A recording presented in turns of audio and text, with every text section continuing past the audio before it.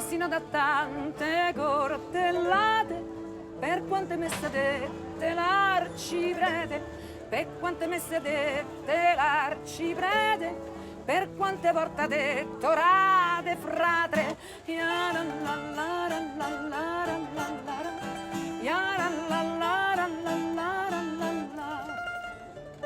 Per bene che te voglio, nulla dico, te voglio vedere a ponte impiccato, te voglio vedere a ponte impiccato, con la testa portata e per panico. Yaralla, yaralla, yaralla, yaralla, yaralla, yaralla, yaralla, yaralla, yaralla, yaralla.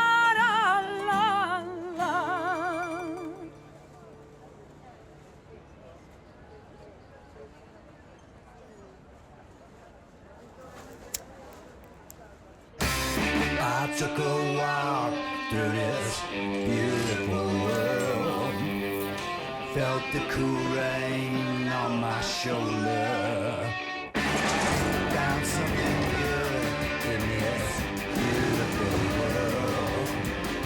I felt the rain getting colder. Sha-la-la-la-la, sha-la-la-la-la-la.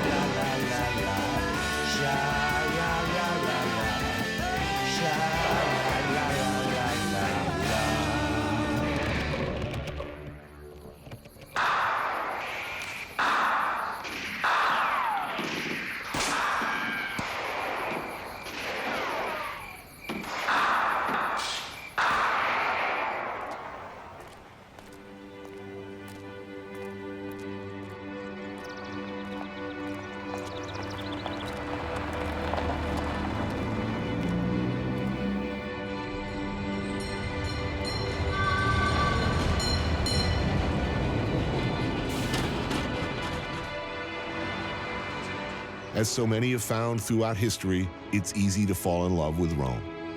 She is seductively beautiful. She has endured and survived many things.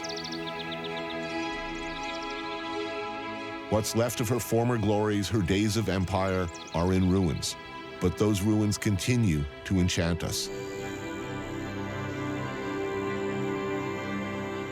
You fall into a trance here. You think no matter what, this beautiful dream will last forever. And then suddenly, shit gets real.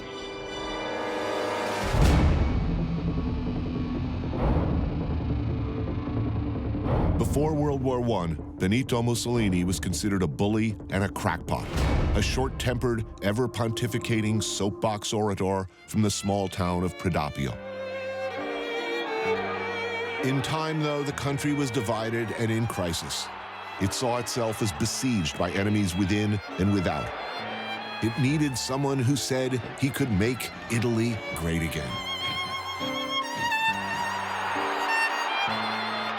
He was a man on a horse saying, "Follow me." And they did.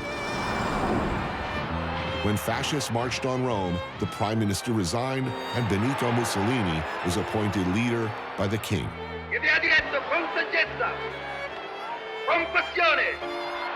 It can happen anywhere. It happened here. Nearly a century later, this is what he left behind. The Rome that many Romans still live in today.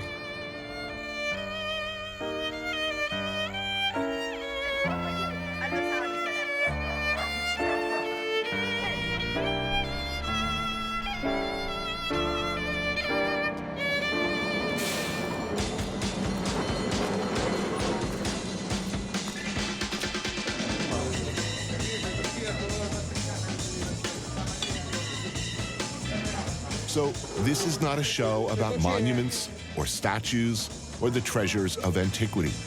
This is about people, often extraordinary ones, living their lives in the Rome you don't see much of in the travel guides or TV shows.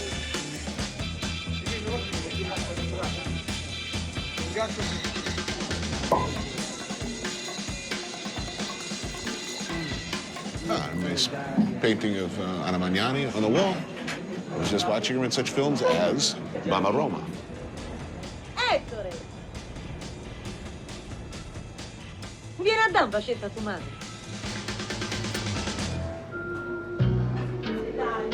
Oh, all right. Carciofi alla romana e prosciutto al cotone. Grazie. Yeah.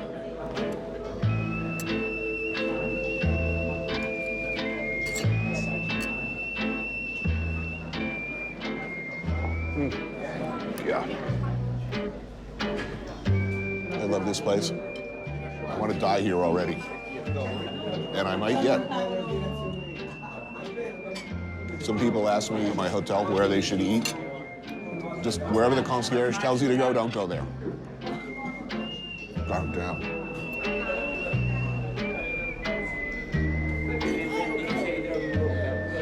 Qui abbiamo raviolo, burro e salvia. Certo, grazie.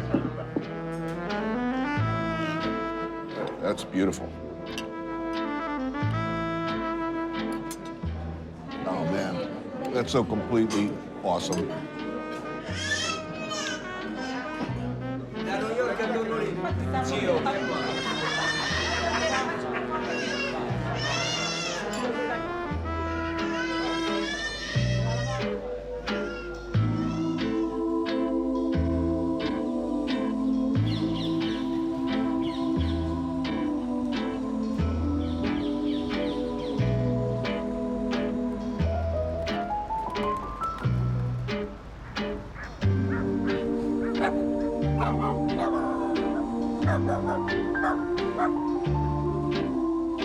A Biancofio, tu mi devi aiutare. Ci stai a fare un rigatto a uno? Pier Paolo Pasolini was one of Italy's great filmmakers, a revolutionary figure in cinema who celebrated the working-class suburbs of Rome.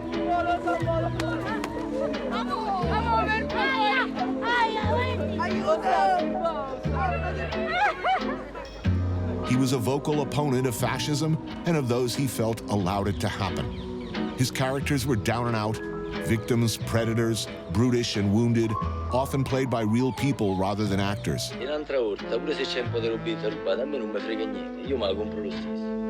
But they were always, even at their worst, depicted as angelic, in all their flawed and damaged glory. Rome's true heroes.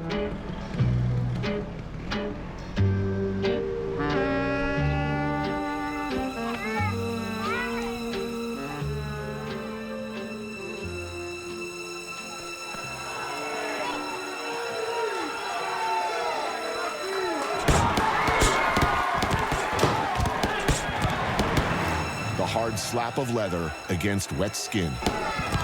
The thud of muscle and bone in collision with muscle and bone. There is blood and sweat and bitter tears as these warriors face each other in brutal combat. But hey, there's pasta and a nice glass of wine. Okay, this is pretty absurd.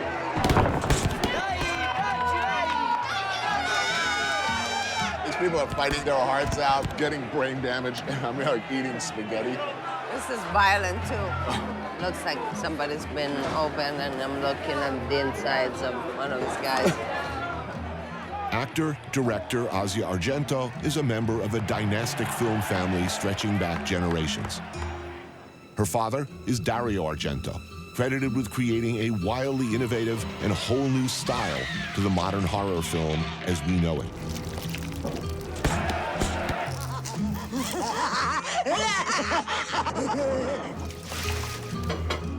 How big is your family? Like, if you were to have a, like...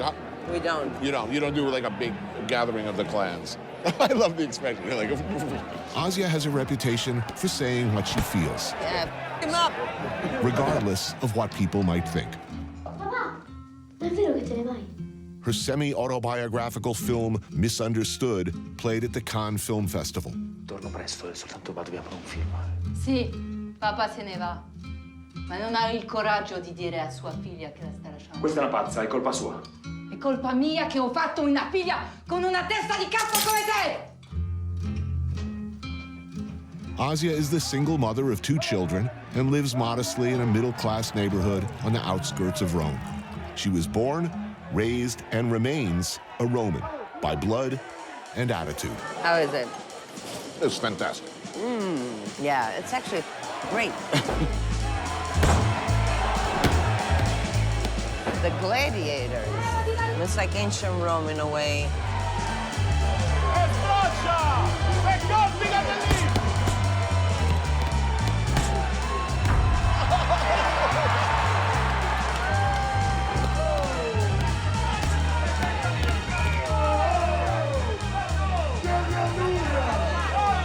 So Romans complain?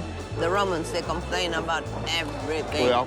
Oh, it's a nightmare. Complaining about the gypsies, Right. about the mayor. So who will run Rome next? Who's taking over? What about fascism? Like Mussolini? Yeah, my daughter, okay? She goes to a private school, but not like, you know, expensive. No, it's a non-school for sex, okay? A kid would get on the teacher's desk and they would start chanting like Hitler, I love you, and at the same time, as you see around, there's an obelisk with Mussolini, and it hasn't been turned down. In Berlin, you wouldn't see something like that from Hitler. Right. It would be absurd. Here, no.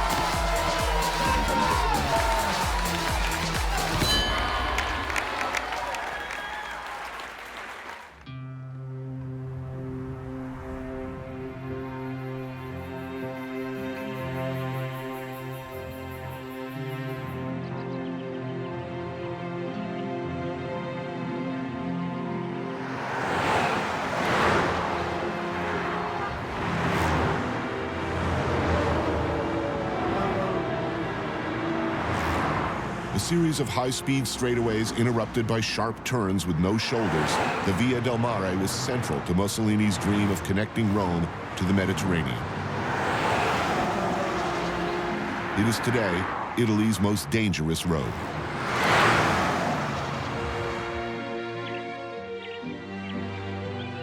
The Via del Mare makes an abrupt dead end in the beachfront suburb of Ostia.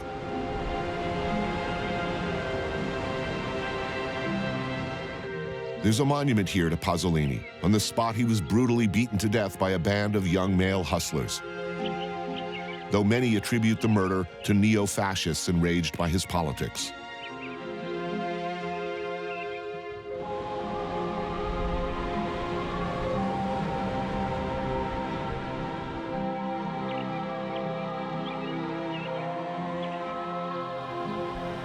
Hey, how you doing? Hi, guys. I meet my good friend Sarah among Ostia's post-war housing blocks, just off the beach at a place that's new to us both. The people here are originally from Sardinia. Many people in Ostia are originally from Sardinia. L'Angolo Amici, or the Friends Corner, is a bar where everyone knows everybody's name, if they're sober enough to remember. He's a professional boxer. He's a professional boxer. He was. His ears look good. Perché io mettevo solo per terra.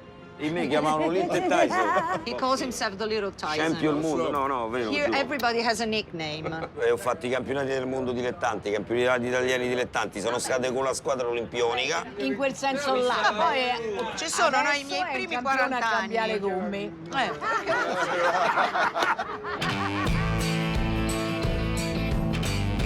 Ostia might be described unflatteringly as Rome's equivalent to the Jersey Shore. A suburban seaside near the airport that grew up as decidedly working class, despite Mussolini's never-realized intent that it would one day be Rome's front door. Ostia è una bellissima cittadina. Talk to him. Con chi stai parlando? Con lui. Ma parla con lui. Lascia perdere le telecamere, ok? Dove stanno le telecamere? Appunto, vai. Allora sono abituato davanti alle telecamere. So tell us about Ostia. Where are we? Il mio cuore fa bam.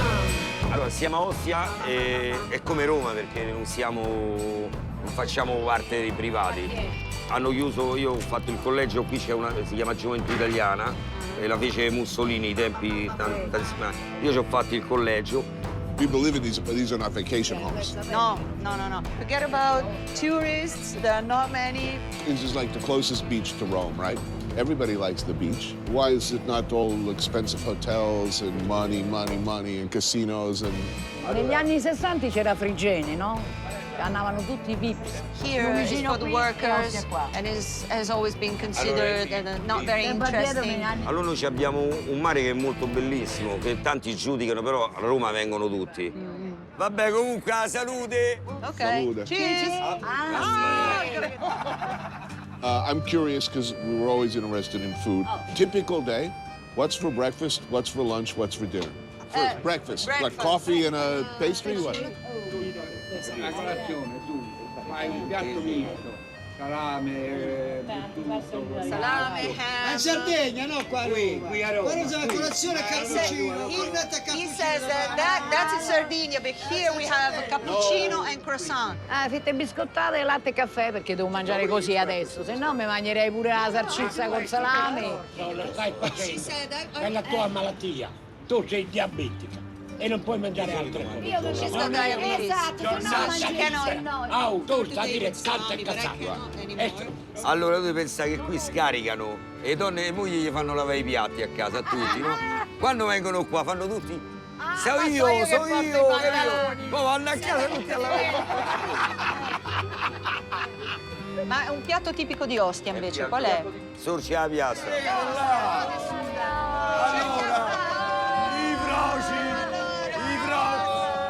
Famoso un altro litro, va! I've been introduced to these traditional Roman songs with titles like I Never Want to Stop Stabbing You, Your Dead Relatives. And there are these wonderful songs filled with very regional.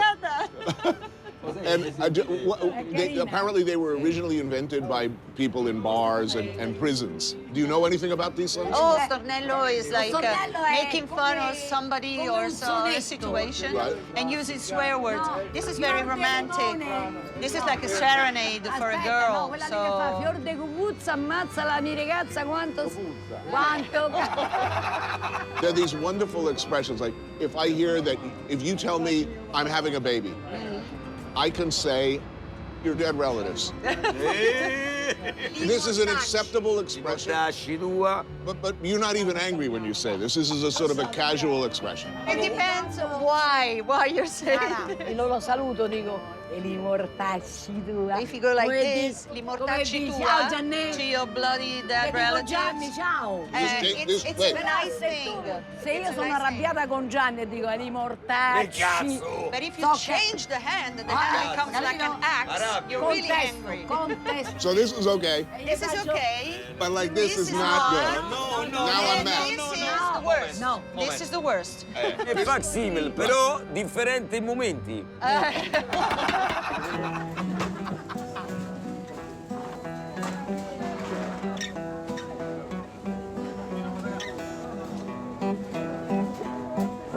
Alimo e Tacitu eran due fratelli indù. Alimo c'aveva sonno, Tacitua e de tu nonno. Alimo e Tacitu eran due fratelli indù. Se mangiate il pizzutello, Tacitua de tu fratello. Se mangiate la mortadella, Tacitua e de tu sorella. Se mangiate una pagnotta, sei in gran fio della mignotta. Alimo e Tacitu se sposarono a Istanbul. Dei bambini furono tanti, Taci vostra a tutti quanti. Alimo, Tacitu eran due fratelli indù. Alimo, Tacitu eran due fratelli indù.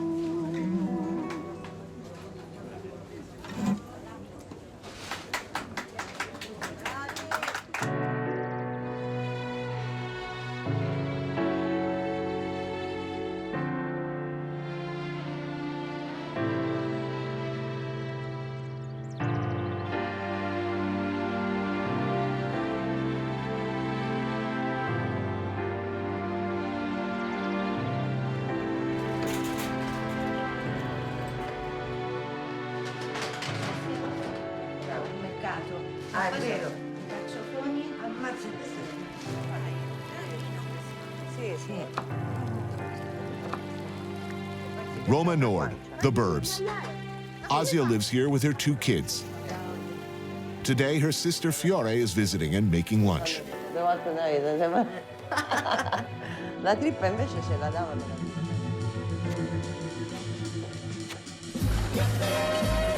Cheese? Cheese. A quick stop at a typical artisanal Italian grocery. Fava beans? Fava beans, yeah. For some last-minute purchases. Se quando sei qui, tremo tutta. Se non so resistere mai, giorno e notte. Soltanto con te sono pazza. Perché Ma in Italia. Dai, casa la mia bocca sulla tua come la bocca di una corte. E nei baci che do, tutto è fuoco. Così puoi bruciare su, dai, sono pazza. Perché nasce So we get this. Yes. più forte di me quando c'è la spirale. Oh, how are they gonna do La it? vita non We conta need più, a- yeah. uccidere all il the way from- subito. Think about it. Perché non c'è questa spirale. Ma la luna ci cadrà tra le braccia. Brivido d'amore, questa spirale che This is one of the things that fascinates me about the Italian baby food. I don't see it here, like rabbit flavor and horse flavor and stuff. Yeah. è senza fine. Questo conta, questo solo vale. Perché nasce in noi la spirale. E mi chiedo vale la pena di restare qui looks good. abbracciati mentre il giorno non c'è più e la luna da lassù fa da specchio ai nostri baci. Anthony, Se ti you're guardo gonna dentro be gli here. occhi, Asia's son Nicola mi batte il and daughter cuore. Anna. E ti dico che per me stare insieme qui con te al sapore dell'amore. When I was little, one time they were putting my underpants, and I was. You peed on your face. I peed on my face. I was crying. Nicola, you're not supposed to say these things Mentre il sole si svegliava. Today's menu, some Roman classics. Tripe, some nice ragu, rigatoni with guanciale and fava beans. Buono. Brava. Anthony, how are you? Oh, I'm very happy. Sono qui accanto a te. Buongiorno, mio amore. You liking Rome? You like it here? Yeah, of course. What do you like? I like this Vienna. This neighborhood, right? We like this neighborhood. Why do you live here? I don't know. I've lived away for many years, and then I always came back. She lived in Southeast Asia, no? Yeah, Really, where? Singapore and Bali. Those are not bad places to live. Yeah, not bad place to Bali's live. nice. Bali's nice. But then every time when I'm away, I miss Rome. When I'm in Rome, I want to go away. So do you take it for granted when you drive by this? Colosseum? Like the Colosseum? Yeah, don't even look at it. What about you? Do you think, wow, it's kind of awesome here? Yeah, I do, actually. I appreciate it a lot, but it's not like every time I drive by, I'm like, wow. Like this year, it's a bit better than the other year. What, the Colosseum? Yeah, like. Why is it better? It's been there for 2,000 plus years. The other year, it was Dirty. dirty, and it was like plastic somewhere. Oh, they were when they were They were renovating, cleaning they it. covered it. Yeah. And this year, it's all perfect. This is oxtail. This is really good. Bravissima, Fiore. It's really good. Posso provare? Eccezionale. It's fantastic. Mamma mia. Brava. What is this? That is La trippa. tripa. You know what that is? Tripa? Don't tell me. This is meat. good meat. Meat. Meat. It's just meat, bro. You love meat. I love it.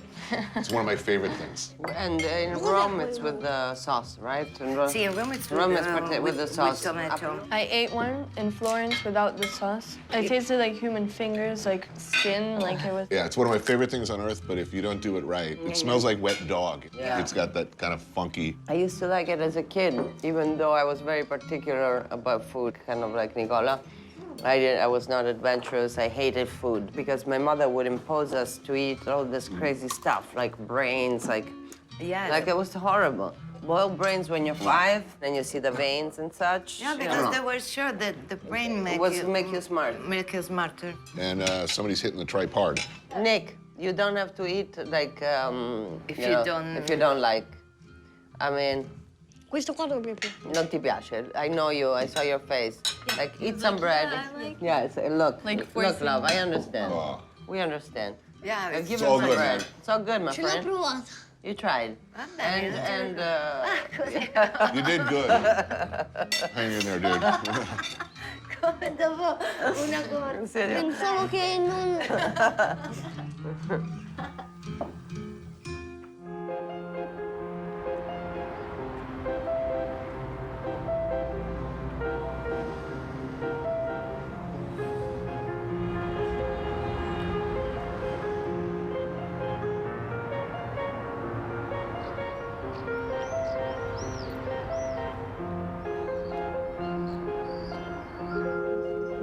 The EUR, built by Mussolini as a symbol of the triumph of fascism.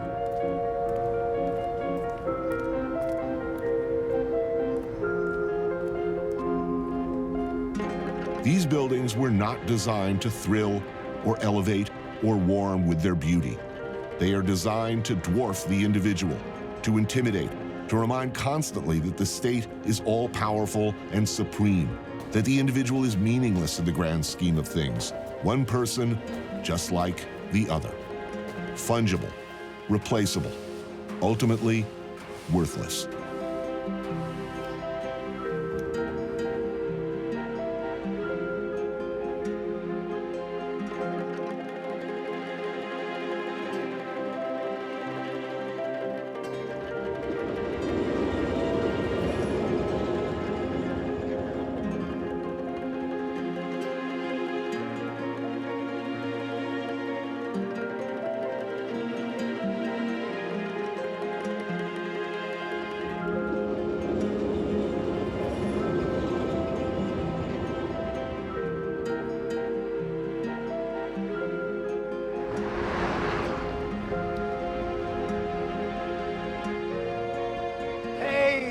Tony, hi. It's Christina. Hi, how are you? Good to meet you. Yeah.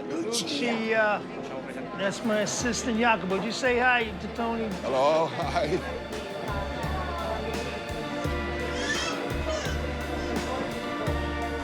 There's a big difference right away between living in Italy and living in New York. They're happy to see kids in restaurants here. It's a whole different thing. If you bring a kid into a restaurant in New York, these guys shoot you a look like, right. You gotta be kidding. You know, we're trying to do coke in the bathroom. You think we're looking right. The notorious, once demonic Abel Ferrara is a married man now and a daddy. Things are different. I was able to really get sober for the first time. I remember it was my 61st birthday, and I'm looking at this cake with a 16 backwards. And it was the first time since I was 16 years old that I had my birthday, I was sober. The director of Pasolini, Bad Lieutenant, and King of New York, among others. How long have you been here now? Living steady here, 2 years. I came to shoot the film Pasolini.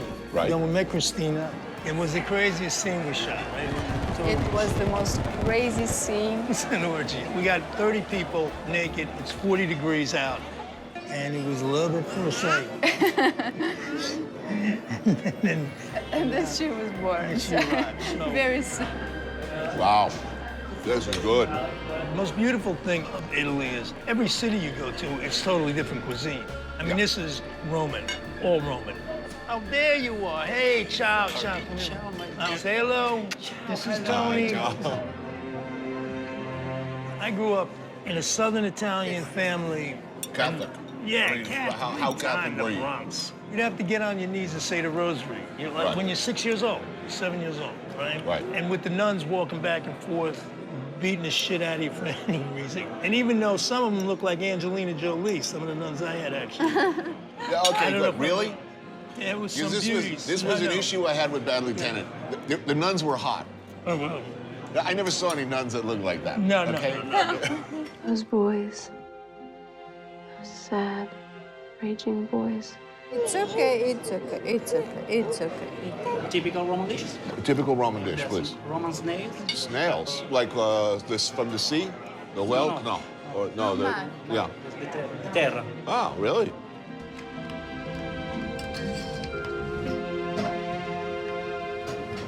Oh, man, this is serious.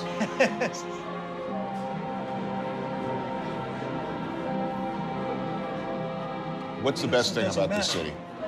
Everything you talked about, that when you bring the baby in here, there's a love for life. The work, the art, the attitude, how to live. If I'm in a bad mood, I'm negative, I'm down, okay? Right. And then I walk out, I see this chick. See this chick here, Lucia? Okay, I might be pissed off. Like, I don't feel like going to the market, blah, blah. This chick is running the market. She's like, you know what I mean? I don't know how old she is, but you dig? And never, like seeing you, it's like, wow, we're alive. We have this moment on Earth, and that's part of the food. Artichoke. Artichoke? Oh, man, that's amazing. Okay, when you care about the people you're feeding, you're gonna do it. If people come in, you don't care, you don't know, it's just, I'm just trying to make money, then I'll cook anything. These guys can't make bad food. Right. Because they're caring about you eating.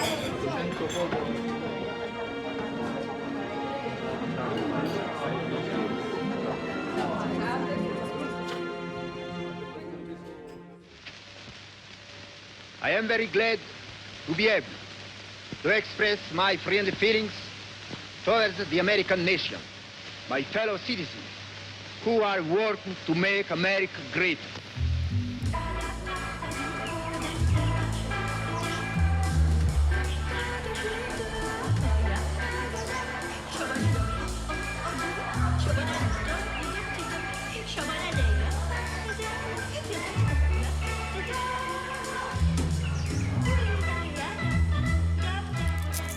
Traditional Roman breakfast.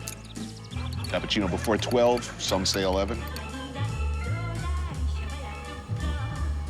Oh, definitely having this. Oh, man. There's no dignified way to eat this. Oh, that's good. I was unaware of this phenomenon previously, this bomba thing. I believe we call it a donut.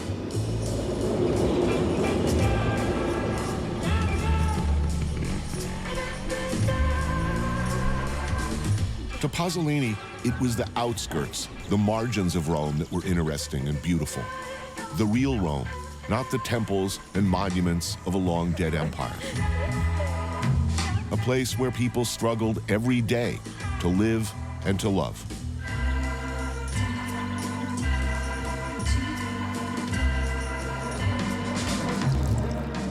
Grazie.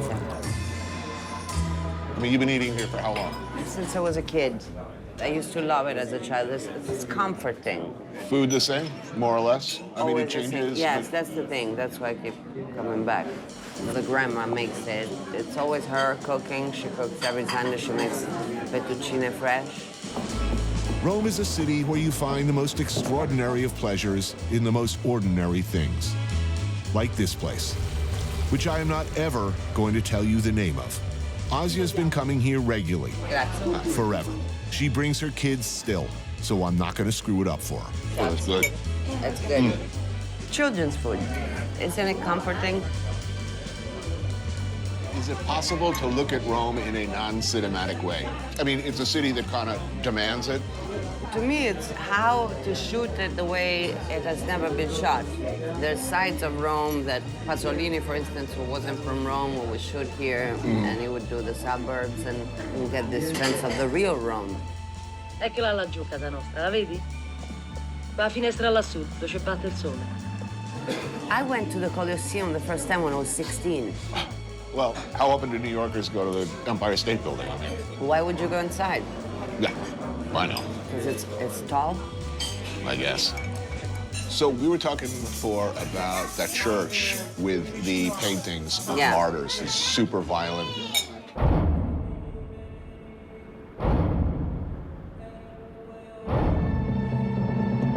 And you said something really interesting. You said, you know, in times of trouble and stress, when people are afraid or angry, that people are in a buying mood. Yeah. You want people scared at home, taping their windows, so they become buyers. The church did something similar in the sense that if you have sinned, you have greatly sinned. Only if you repent and you go there, you will be forgiven. Right. You're scared. It's like kind of the first horror movies of all time, the Christian art. When people are scared, they go running to the church. What about fascism? Like Mussolini, what very popular man. Yeah, and people say the Romans, Mussolini was a good man. Hitler came him up, but he did good. Architecture, built things. And my grandma would say, Mussolini, a good-looking man. And she was like, you know, a real man, like with the, you know, like a manly man, a manly man. Right. Mussolini was a manly man. So you're not optimistic about the political health of the world? I don't even care. I don't vote. I never voted. Really? Never once. I don't go in the news. I don't want to bring that stuff with me. That shit is poison.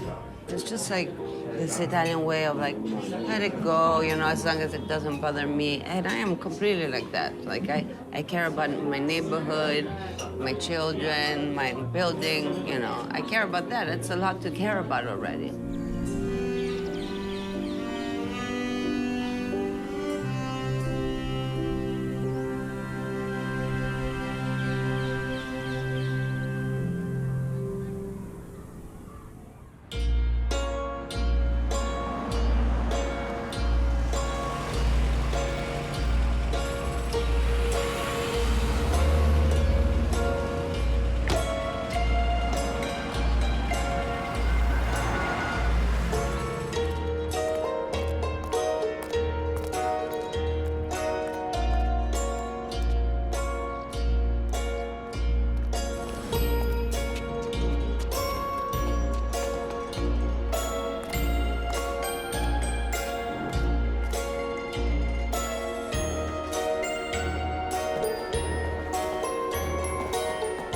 Pick an autocratic ideology, German, Italian, or Soviet, and you end up with structures like this.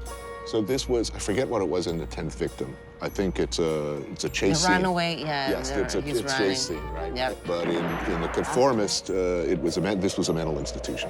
Yeah. France!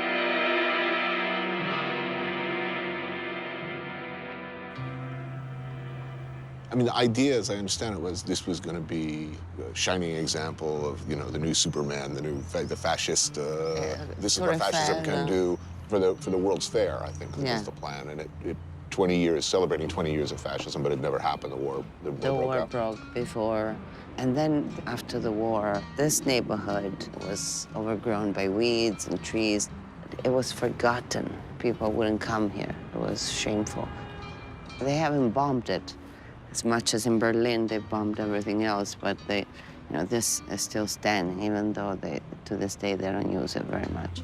Do you have any family history here? What was, I always ask, anytime I meet a German, I'm always thinking, what did they do, you know, during the war, and I always assume the worst. My grandmother and her brother were the photographers of fascism. She made beautiful pictures, very much grandiose, like this architecture of muscular men, women, and... What do you think of this style of architecture? I think it's beautiful. I like the fact that it's called rationalist, but grandiose, huge. I mean, it looks just like Lincoln Center to me. I mean, in New York, it's the same, exactly the same style of architecture. So what are you trying to say? I'm saying, They're what's the problem? Too. There's a little fascist inside each one of you, too. Look, visit the States these days. It's coming back. It's big. It's coming back in what sense? What is? I think we're looking for a man on a horse to make everything better. Yes, but we always have, humans always have God figure, father figure that is going to tell you what to do. People in Italy, in Rome, still love Mussolini. What happened to Mussolini again, as I recall? He got hanged upside down in Milan, Piazzale Loreto, and everybody would go there and throw stones. What a turnaround. I mean, one time so popular, and then That's what happens with all the idols, you know. You create them so you can destroy them. Wow.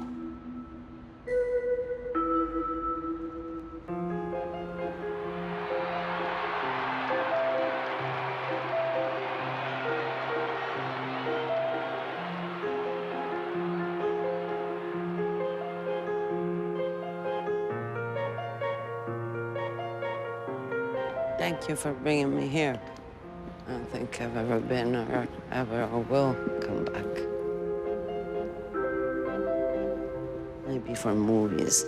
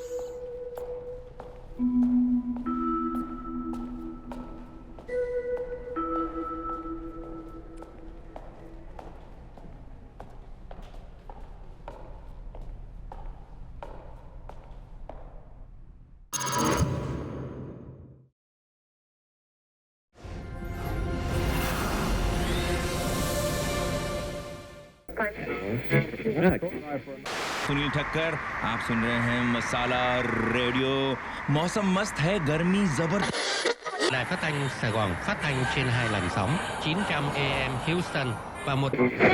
Así es que pongan sus aires acondicionados al máximo. También esta semana va a estar muy húmeda.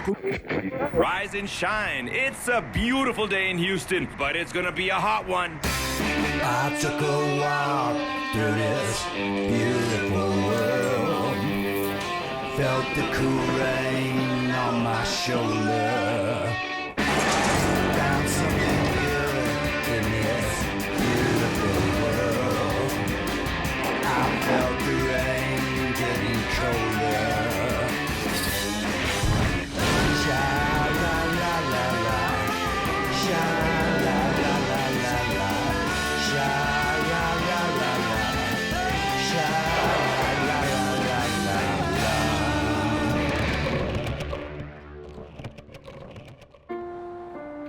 Close-minded, prejudicial, quick to make assumptions about places different than where we grew up. I'm not talking about Texas. I'm talking about, well, me.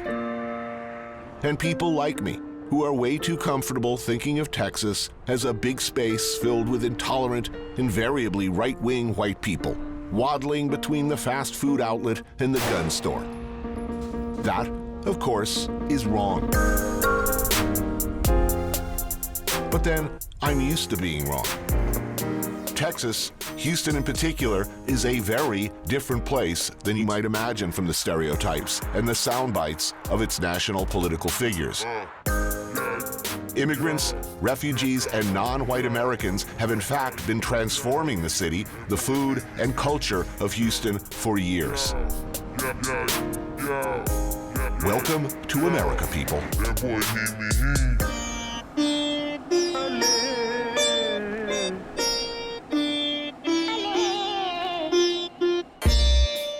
Just another day at the supermarket, a sleepy strip mall on Houston's Hillcroft Avenue.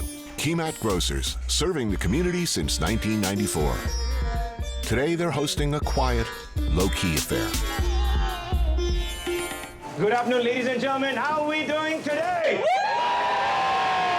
We're here in Little India in Kemat Grocers, and I think this is the best Little India in all of USA, right?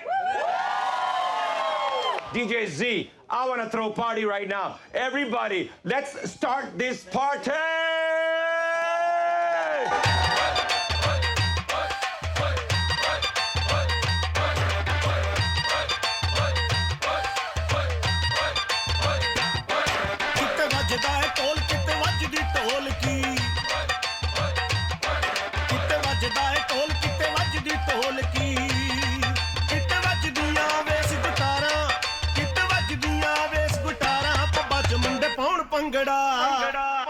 Put your hands up, everybody!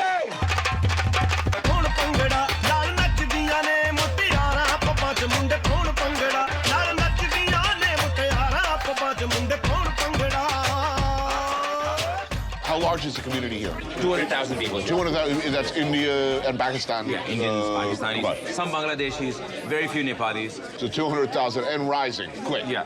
Sunil Thakkar is an owner of Masala Radio, 1320 on your AM dial. Himalaya is a beloved Indian-Pakistani restaurant run by Karachi native Kaiser Lashkari. So the food here is amazing. It's like Indian and Pakistani mixed together. Right, now, how's that work? Because over there, the relation's not so friendly. Here it is, everybody, is it all peace and love?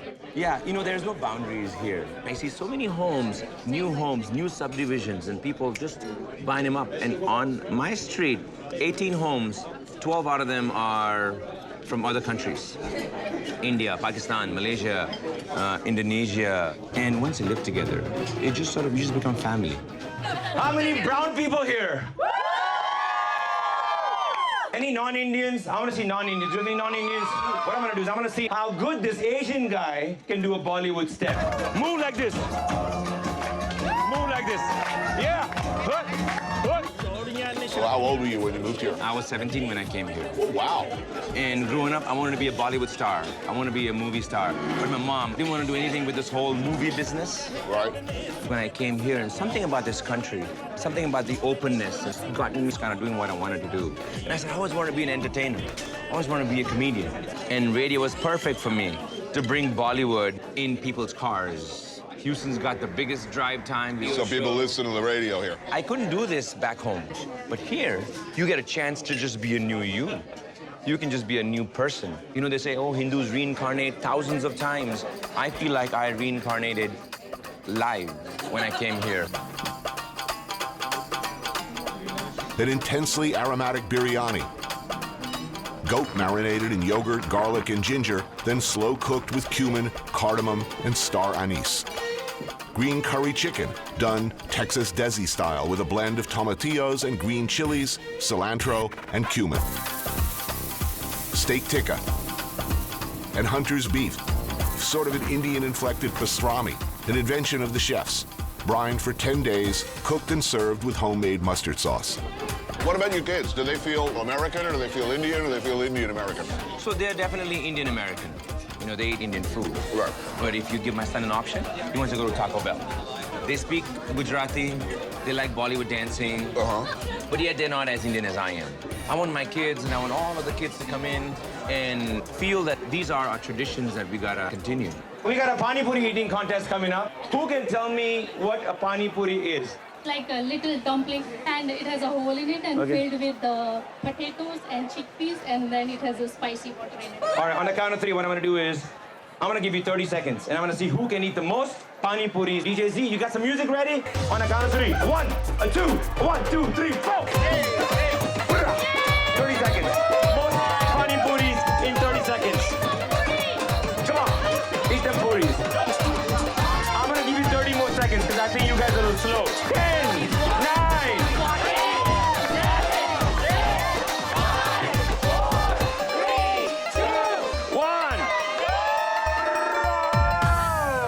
20, you got 1, 2, 3, 4, 5, 6, 7.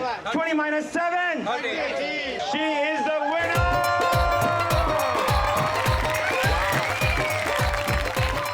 I find Houston to be probably the most accepting place for me.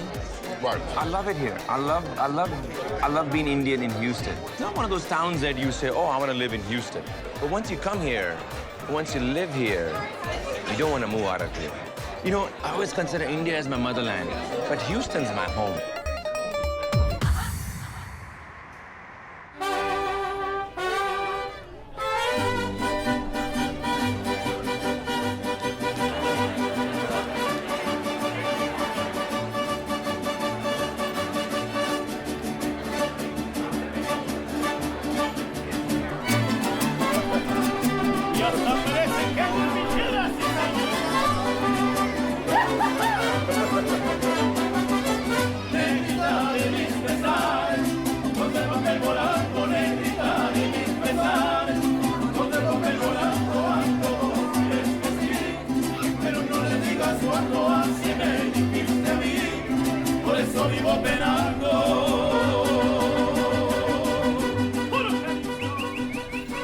It's Saturday night in Houston, and at the Acapulco Ballroom in the city's Pasadena neighborhood, tonight is all about 15-year-old Evelyn Arana.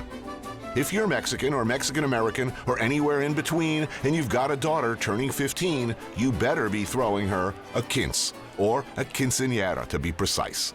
Quinceañera, what is it? It's the becoming of a young lady whenever they turn 15 years old. If you're of Mexican heritage in Houston, I gather you kind of have to have one if you've got a daughter, In Houston, right? yes. Houston, yes. It is an honor to have a quinceañera and for your parents to be able to give you one.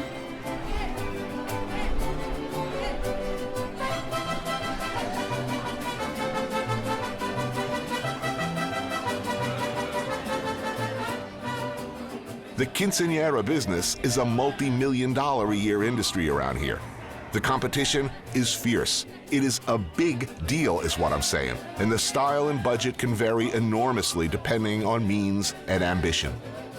Friends, relatives, and neighbors gather to eat, drink, dance, and Acapulco owners Elizabeth and Ezequiel Ortuño are keeping a close eye on the action, making sure everything goes according to plan. Who gets invited to these things? I mean, there's a lot of people. I don't have this many friends. Friends and family? Friends and families, and from the school too. Right. Oh, so you got to invite all the girls' friends from school. Do you have kids? Yes. Do you have any girls?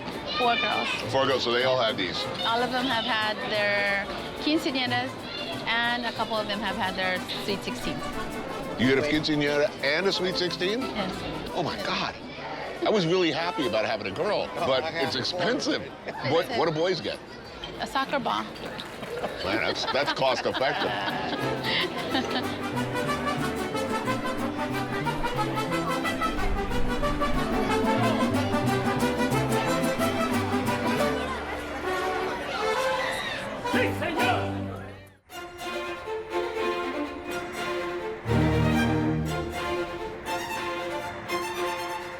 The way we think about Houston, Texas today is very much stuck in the past. In the late 70s, early 80s, Houston was the boomtown of popular television and movie imagination. Oil, shipping, NASA, and football combined to create a big-spending, big-haired, quasi-cowboy stereotype that to some extent still lives with us today, even if the reality is different. Though the oil is not gone, a massive glut in the mid-'80s sent prices into freefall, more or less killing the city's oil industry. The resulting economic downturn and lower cost of living made Houston, however improbably it might seem to you, you Yankee trash, much more welcoming to people with less means. People getting away from bad situations. People from somewhere else. What that means is that now Houston, Houston is a place where minorities are now the majority. At the end of the war, Jonathan Tritt escaped Vietnam on a makeshift raft with his family. After serving in the United States Marine Corps and attaining a master's degree in education, he became the principal of this school, Lee Senior High, the most ethnically diverse school in the city. What percentage of your student body, English is not their first language? I would say about 80% of them. Do those kids get sent here specifically, or is it just reflective of the community? It's just reflective of the community, and just 80%. by chance, in the city of Houston and the surrounding suburban area. It's very well integrated. Why? It's not. How did that happen? I think one of the main reasons is the strong economic base there. It's because of the availability for you to get a job and make a decent wage. It allows for immigrants, families to come over and build a nest egg to own their own home or go to a better neighborhood. It has to be a strong economic viable base for them to quickly overcome that poverty in the language, to make a life for themselves. Good morning. Good morning. All right, repeat after me. Positive affirmations. Today is a beautiful day. Today is a beautiful day. I will work hard. I will work hard. I am important. I am important. Repeat. I will succeed. I will succeed. More than 40 languages are spoken among the 1,700 students here, many of them from conflict zones where the alternatives were stark: leave quickly or die. Often their first exposure to the American educational system is here, ESL. English as a second language class, where teacher Gary Reed, a 30-year veteran, does his very best to get them up to speed and ready for the next steps. You see these people? What did they do? All of these people right here, they came to Houston from Salvador, Vietnam, Iraq, Syria, just like you. They came, no money, no home, and what happened? Yeah, they graduated. So don't say, oh, I can't do it, I can't. You can do it. What part of the world are most kids coming from now? Currently, it's Central America. Guatemala, El Salvador, Nicaragua, those two. El Salvador is the major one. In many cases, if you were to send these kids back, it's a death sentence. I mean, let's call it what it is. Yes. Other classes, math, history, taught in their own language or English? No, they're taught in English. So this class is absolutely essential. Now, we were working on personal introductions. Who's brave enough to introduce themselves? Hello, my name is Romeri. Hi, my name is Mr. Reed. Nice to meet you. Nice to meet you too. Now, what are the things you do? What do you do with your eyes? Repeat, eye contact. Good, good. What about his hands? You can do that. Grab it firm, firm handshake. It's a first impression. Stand up, okay? This is side A. You present to side B. Ready? 1, 2, 3, go. Hi, my name is Marcelo. Nice to meet you. Good, good. So it's you shake, look in the eye like that, okay? That's expected. Girls, Anna, in America, you can do it. It's okay to get a nice handshake. What happens if it doesn't work, if they don't have this? What's the future looking like if they don't acquire language skills? They become a third-class citizen. What kind of work are you getting and what are your opportunities? Oh, yes. The service market in any major city is always there. Landscaping, valet, car washes. But our students are very gifted. They're talented kids. They just need opportunity to learn English and opportunity to open them to learn. These kids, when they grow up, they will be part American, and they have kids, they will pick up arms and defend this country, just like I expect to do, or I expect my 3 boys to do. Not because somebody forced me, because I believe in it. I believe in the opportunity that it provides. I believe that no matter how poor you are, how uneducated you are when you first come to the United States, if you have the will to educate yourself, work hard at it, you can achieve.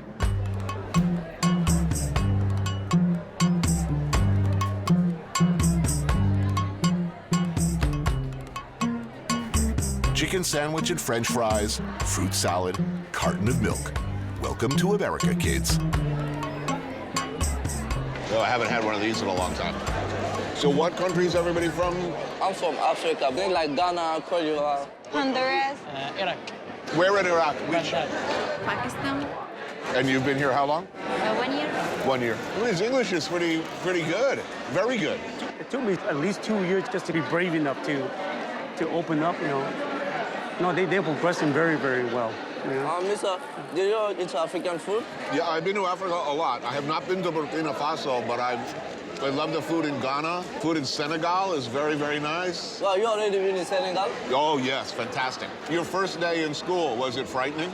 I didn't know nobody here, and nobody here from my country.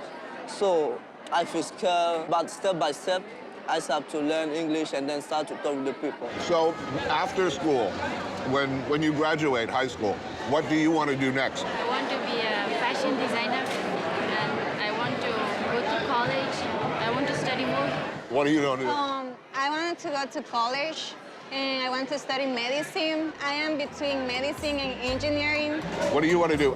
I'm playing soccer. Soccer is not a plan, my friend.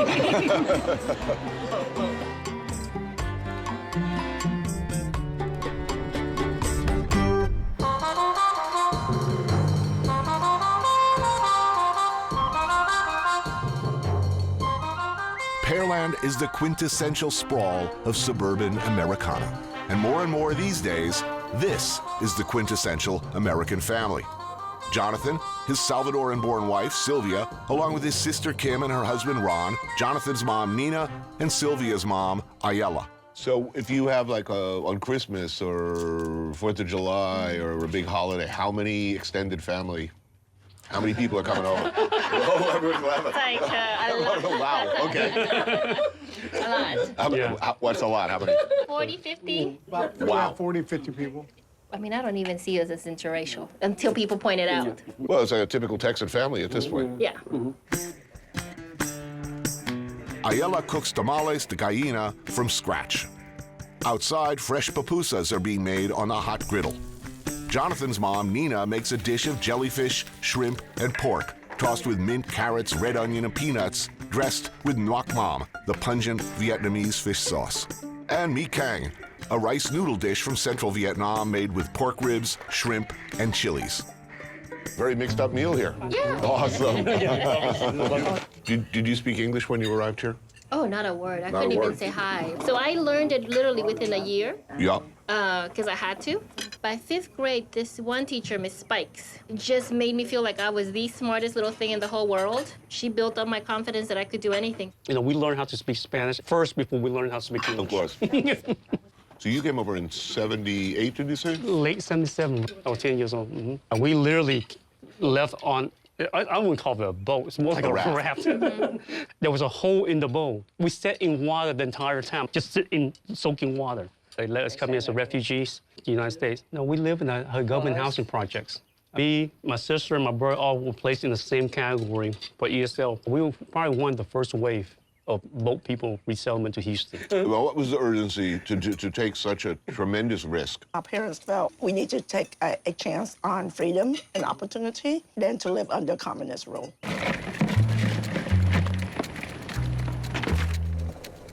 Ain't nothing more American than Viet Bayou-style crawdad, steamed with sriracha, orange juice, and beer. You gotta have corn, of course, and potatoes, and sausage, and beer. Did I mention beer?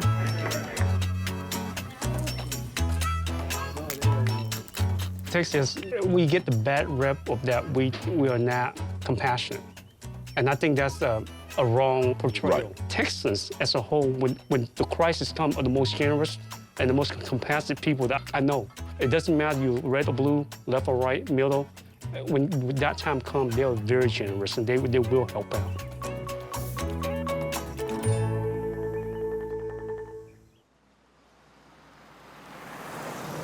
It's hot in Houston, so things move a little slower around here. Maybe that explains this. I wake up in the morning, still high from last night. Ain't got no time to chill, I got to get my cash right. LA may have lowriders, but Houston has slab. Its own car culture with its own accompanying sound, its own chopped and screwed hip-hop style. Got slimmer, but my pockets got fatter. Born and raised in Houston, Texas. Born and raised in Houston, Texas. Born and raised in Houston, Texas. Serve, bladder. This pretty much like one of the most classic designs of a slab. It's the Cadillac. See how you got the insides custom with the stitching and all that. So, you know, it's a complete slab, you know. Full reclining is... Full reclining. It's a laid-back thing. Houston musical artist Slim Thug and his friends Bone and David called some people to bring their cars over to McGregor Park in the southern part of the city. If you're going to do it, what do you have to have? What are the rules? Candy paint. Got to have these type of rims. Okay. The elbows, swingers. Fifth wheel and grill is mainly like for slab. That's what make it a complete, you know. And the music, you know how you got the pop trunk with the custom music. You got to have that outside.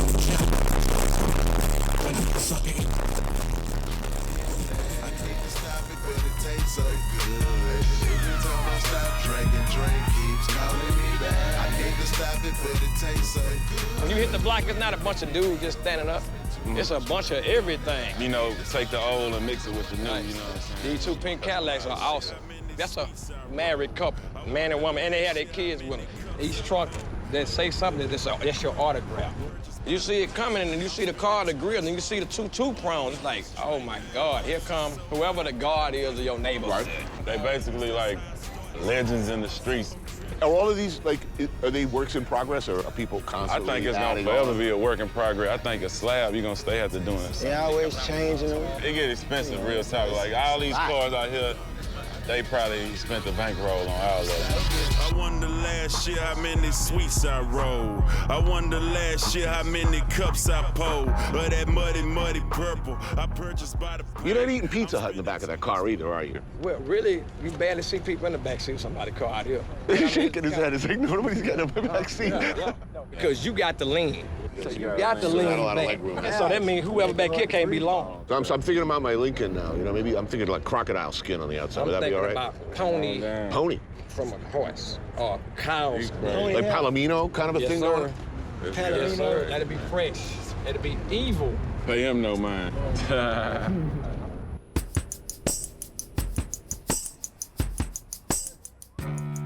Acres Homes is a predominantly black community where many of the original slab pioneers come from. It's also where you can find the legendary family-run Burns Barbecue, a place not unfamiliar to me. I first came here 15 years ago on some long-lost travel program on a network far, far away.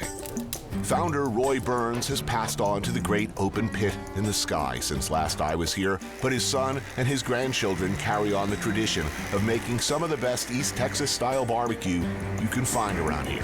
It's been a while. Last time I was here, my grandfather was here back then. You in the right place for some barbecue, man.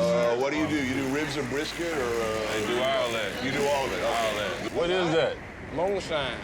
Dukes of Hazzard. Boss Hog. Wow, I could drink a lot of that. Okay, that's gonna work. A torpedo-sized baked potato filled with cheddar cheese and chopped barbecue beef and homemade link sausage. Slow-cooked pork ribs, big-ass beef ribs, and brisket. Whoa.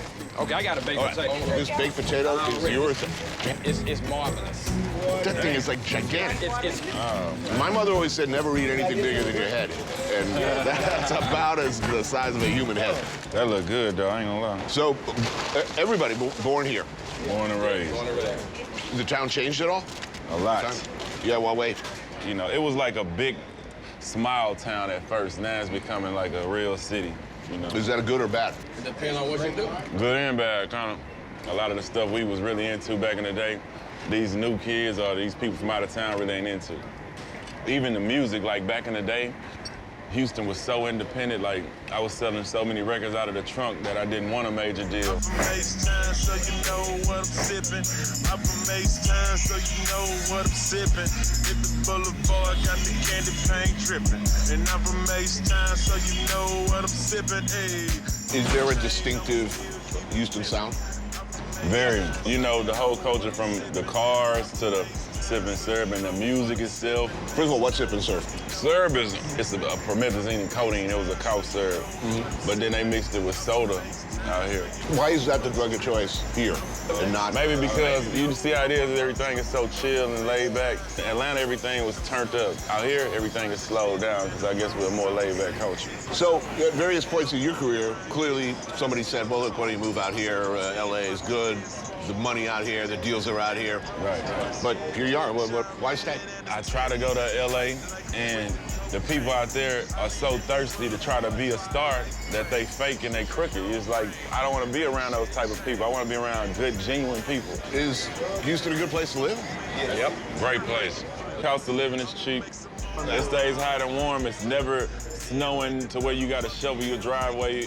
And the food is the greatest out here. And the black women, I don't care where you go, it ain't no better black women, and that's what it is. I'm from H-Town, so you know what I'm sipping. And I'm from H-Town, so you know what's dripping.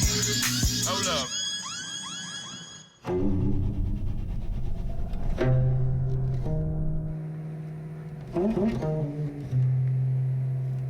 Chiều nay anh dắt em qua cầu. It's a 90-minute drive south from Houston to the town of Palacios on the Matagorda Bay. And like a lot of the communities down here, the principal industry is fishing, shrimp in particular. It's also where, beginning in the 1970s, as the Vietnam War ground to its ignominious conclusion, that thousands of Vietnamese found new lives and a new home. To have remained would have meant, in most cases, arrest, imprisonment, re-education camps, or worse. So all you want is shrimp at this point? Yeah. Because I got 2 licenses for keep get shrimp and fish, but I got enough fish. Shrimp you take? Just big shrimp. Big shrimp, big shrimp. They're small, we don't get the shrimp. You don't want it? No, I don't want to.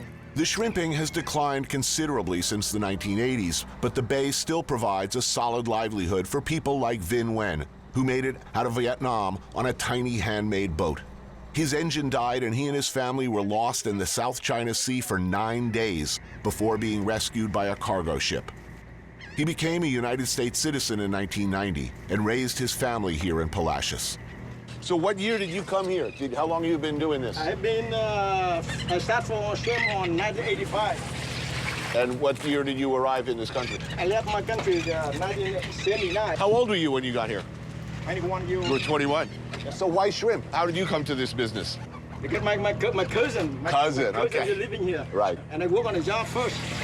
But they told me, the cousin told me that they're very good for shrimping. They're good for shrimping, make money more.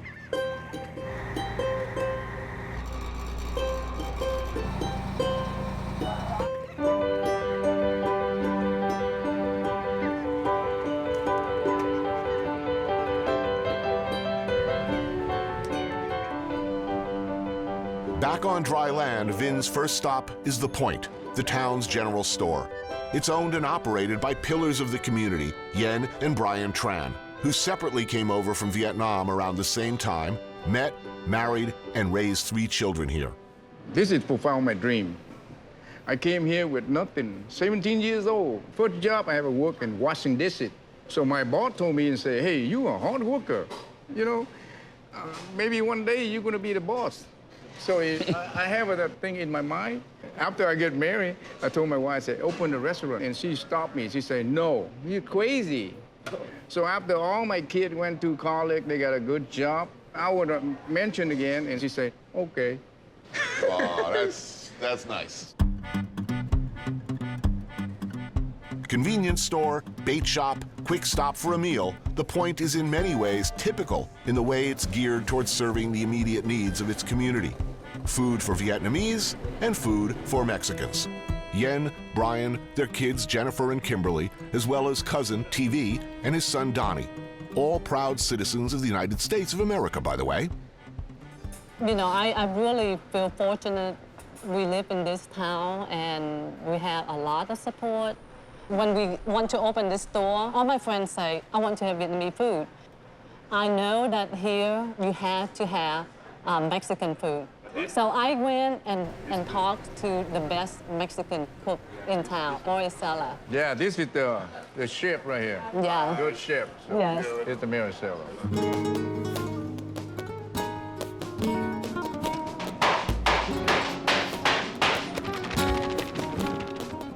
The pho here is good. Brisket, eye round, meatball, tripe, and tendon, just like back home. Ceviche made from Vinh's fresh shrimp. And of course, tacos, migas style, with eggs, jalapenos, and tomatoes. The kids who grew up in this community. These are the kids. Yeah, he's a kid right here. Yeah. What are they doing? I was born here in '76, so I'm a natural-born citizen, working with my dad, right-hand man, you know, shrimping, building boats, just kind of seeing what they went through. I mean, I definitely appreciate life, you know. Jen here's a lawyer, my sister's an engineer, I'm in the medical field, so there's still that, you know, your parents want you to have practical jobs. Right. So you came here what year? 1975. So you came over in the first... Yeah. I got on American ship and got the hell out of there. I come over here, no shoe. I tell you the truth, I don't have even penny in my pocket when I come over here. No. Serious. And now I have a great business. And, you know, really, Anthony, this is a great country.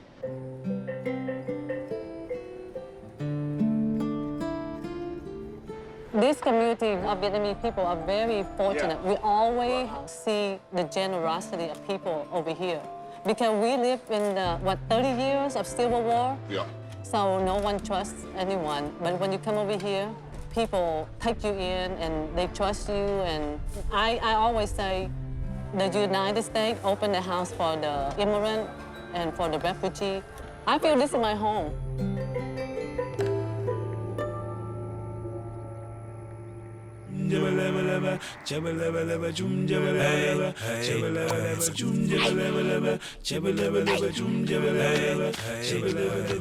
My name is Gertrude. I'm from Congo Brazzaville. I'm married to Albert, and we have 4 children.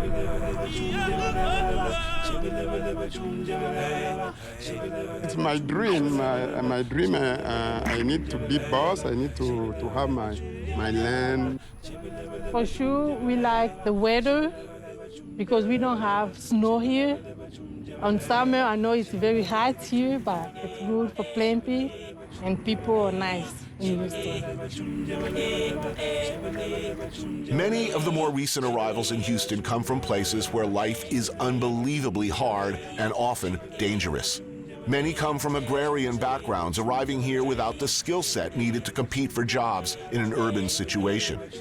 Planet Forward, a nonprofit urban farming program, provides refugees like Gertrude and Albert Lombo access to land where they can make a living from the ground. So here we are, middle of Houston, a lush, fertile plot where eggplant, squash, string beans, and other produce is grown to be sold at farmers markets and to restaurants around town.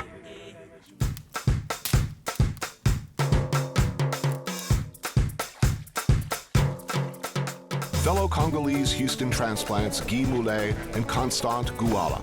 Chefs, when not tending their crops, prepare an outdoor meal for the Lombos and a group of friends and fellow farmers. Congolese, but with a definite Cajun touch, or is it the other way around?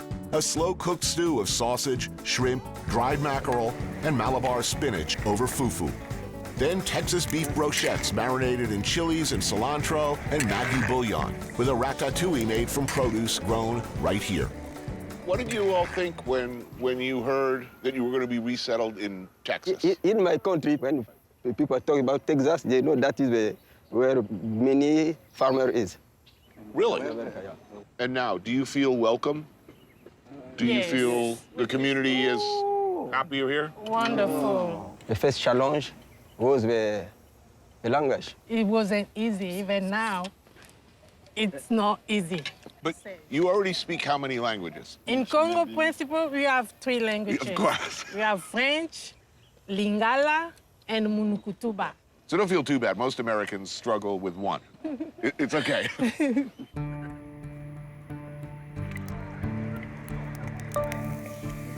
I'm a refugee from DRC. What did you do in Kinshasa?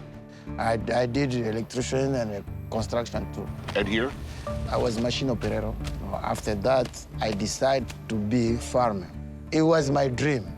My dream it was to get my own garden. And when I harvest, I need to cook. Where are you cooking now? I work at Four Seasons Hotel. Oh, that's not a bad gig. Yeah. How African will Houston be in 20 years? A lot, right? I want all my family still over there. My mom, my sister. And you'd like them to come? I want them to come. A lot of first generation and second generation African babies going to be happening.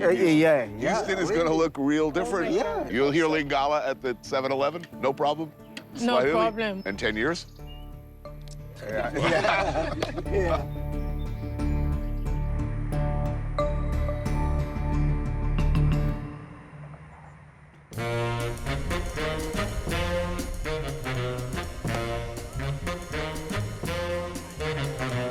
The crack of the bat, the roar of the crowd. 2 teams locked in struggle. Take me out to the ball game, man. Though the smell wafting from behind the bleachers is not hot dogs or popcorn or roasting peanuts, it's a hell of a lot better, actually. Basically, it's practically like baseball. First international game, believe it or not, was USA versus Canada. Really? Yes, in 1844.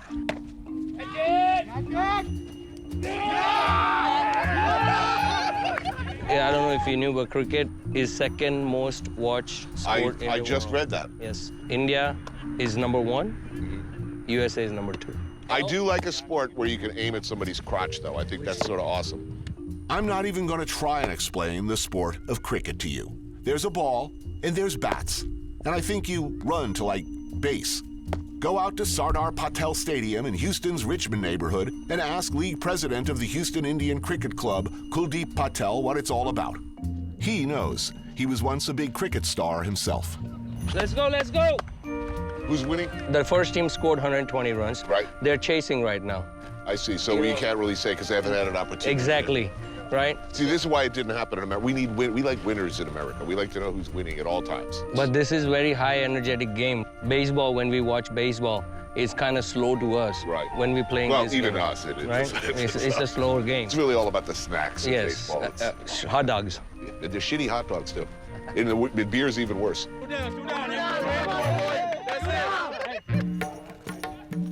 Now for a hot dog.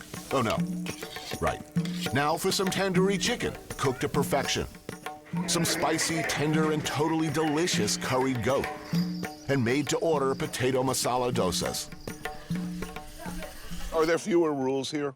The caste system, you lose that right away? It's not right away. You gotta understand, because when somebody's come from a rich middle-class family, it's going to take them a minute to get used to that culture shock over here. It's going to take them up to 2 years. Like when I got married, back then in the 90s, it was like I was supposed to marry a girl from my caste. It was an issue then, but now it's not an issue. Now, 20 years later, it's changed. What about white Houstonians? Welcoming, nice? Like my experience, I moved from Singapore. Right. First 6 months, whenever we used to go anywhere and say we recently moved to USA, and everybody, oh, welcome to Texas, welcome to Houston, welcome to USA. And that made us very comfortable. I mean, that's not the stereotype. The stereotype is that this is an intolerant state filled with, right-wing cowboys who don't like foreigners. That's what not Houston. Definitely not. In the beginning, you might feel that Texans are not that friendly to you. Right. But once you know them, they are really friendly people. We see this is the best place to dream and achieve the dream. The same opportunities in India I get, I won't make as much of my life as I would over here. You work hard in this country, and if you put your mind to something, it is achievable, and I think so. America is land of opportunity and best place to stay in the world. Some people say, make America great again. I say America was great all along. Some of us just forgot why. It's great because your grandfather and my grandfather and just about everybody's damn grandfather or great-grandfather crammed themselves, snuck, bought their way, or was dragged onto a boat. And one way or another allowed themselves eventually to dream. You still can. There's still room. And in some places in America, apparently, you are still welcome. Welcome, stranger. This land is your land. Jose, can you see how diversity in Texas is? Don't mess with it. The best with it, it's intricate, complex with it. Headlights is beaming, twilights is gleaming. Broad stripes, bright stars, racing stripes, bright cars. Yo, you could end up dead there. The Houston Rockets, red glare, Harden on the hardwood. The finals, they might get there. Thugger brought the whips out. He posted at McGregor. Houston, all go-getters. They hustle very clever. Eating migas with my amigos. I'm at Guadalupana. My tia make berria with tortilla. She Chicana. They can't deport us all. Chingo bling make the tamale good. Shopping at Masala Radio. Bumping that Bollywood. Sugar from my mama out in Sugarland. Yeah, that's good. My cousins and my family out in Sugarland. That's my hood. Sugar from my mama out in Sugarland. Molasses. Don't eat pub with phonies when I kick it in Palacios.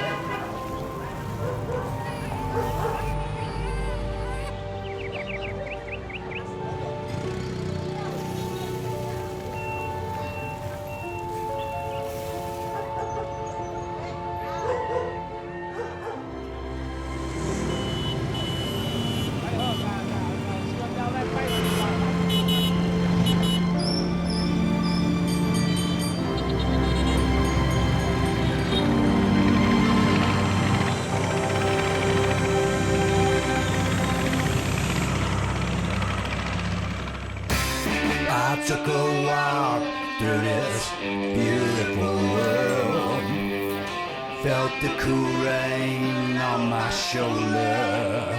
Found something good in this beautiful world.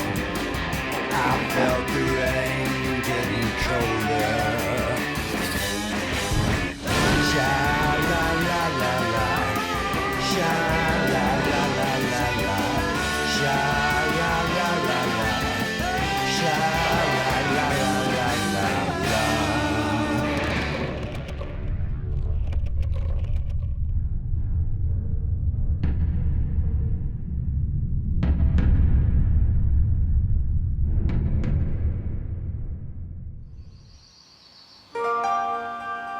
Do you smell that? Motorbike exhaust, fish sauce, incense. The faraway smell of something, is that pork grilling over charcoal?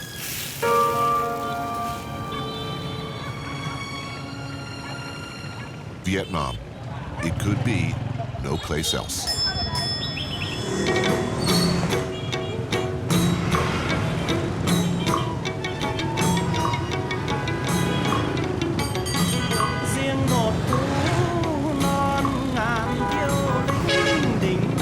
Listen to me. Listen to me. There is no other way to see this city, Hanoi, than from a motorbike or a scooter. To do otherwise would be to miss it all.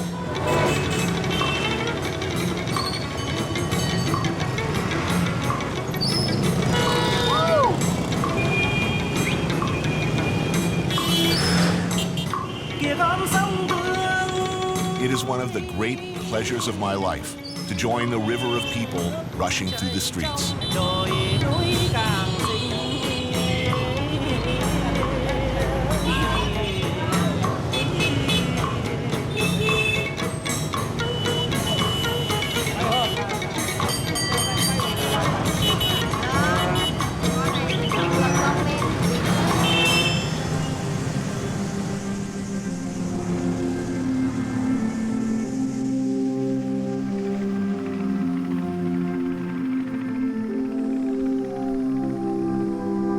Vietnam. It grabs you and doesn't let you go. Once you love it forever. I've been coming here since 2000, the first time I'd been to this part of the world, and it's held a special place in my heart and my imagination since. I keep coming back. I have to.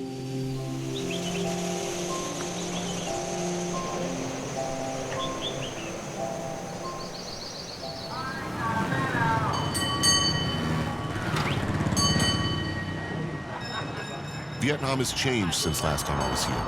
It's changing every minute.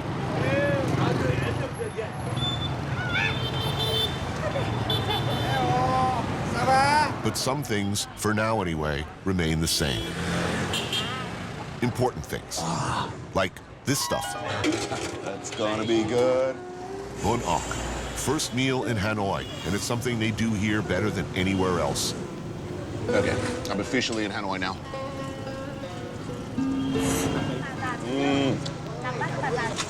Magic. A spicy, wonderful broth with tomatoes and herb and noodles and fresh snails. Plump and delicious. Look at those beauties. Come to me, plump little love muscle.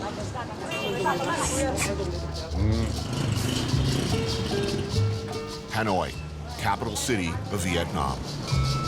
7.5 million people live here. In the winter, it's chilly and damp. In the summer, hot, humid, subtropical. The boulevards and many of the buildings are French. But its heart and soul is always, always Vietnamese. Americans coming here as tourists for the first time, especially veterans of the war, are shocked by how friendly the place is. People are genuinely happy to see you. This is Hanoi's old quarter, but it's looking less and less old these days. Man, this area's changed, though. In the Irish/Czech themed pub next door. Vietnam is a young country. Almost half of Vietnamese are under the age of 30, Fewer every year even remember what they call here the American War. Those years were a defining time for just about everyone, Vietnamese or American, who lived through them. And though there are still a lot of conflicted feelings back home, for most Vietnamese these days, the war has become an abstraction, not even a memory. Vietnam is still a poor nation, but the standard of living has improved a lot with the relaxing of hardline communist economic policies. More and more foreign tourists every year. Western chains, inevitably, are everywhere. And President Obama is visiting for the first time, taking another step on the long path toward normalizing relations between the two countries. That is good. Ooh, hot. Ooh, I hit that chili hard.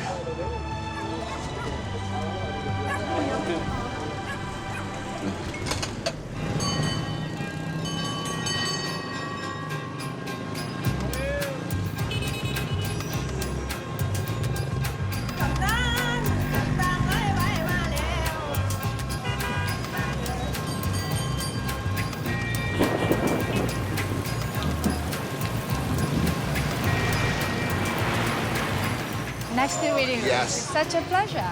Oh, and we have beer ready to go. Great. Yes. So we're doing by bottle or we're going to pour it in a glass? How would you do it if I wasn't here? I would put it in the glass. Okay. In Vietnam, and particularly in the north, it would be very improper for a woman to drink straight really? from the bottle. Oh, really? Yeah. Okay, well, I'm glad I know this now. Cheers. Tao is an Eisenhower Fellow and a Fulbright Scholar. She's devoted her career to help strengthen the bonds between Vietnam and the U.S. Today, we drove to the outskirts of Hanoi. Cranes, tall buildings, people moving from the country to the city. Marc Jacobs, Prada.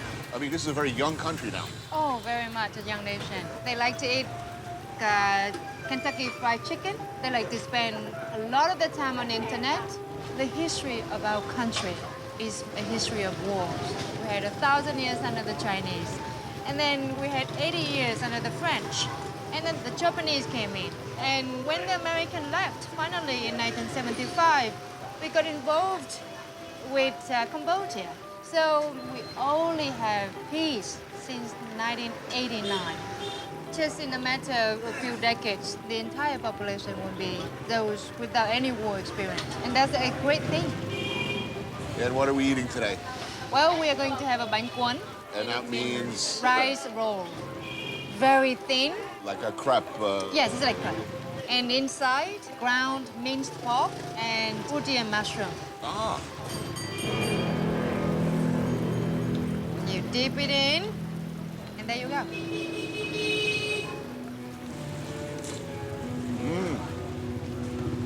Yeah. Oh, that's very good.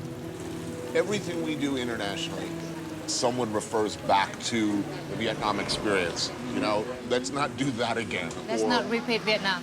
But I find it interesting that the people who had perhaps the most painful experience were among the first to reach out. I think the John McCain story is particularly interesting because here's a guy who had an atrocious experience here in prison, and yet he has been among the most vocal supporters of normalizing relations. It took several trips to Vietnam, and so he could see Vietnam in a different light. It's no longer a war. It's a country with people. Have you been out with returning veterans from? Oh, yes, all the time. They often want to go to the area that they serve. Oh, yes. They often even meet with the people they fought. Yes. B-52 pilots come to the areas they unloaded their bombs. Yes. What is that experience like? What do you see when they come? Extremely emotional. Extremely emotional.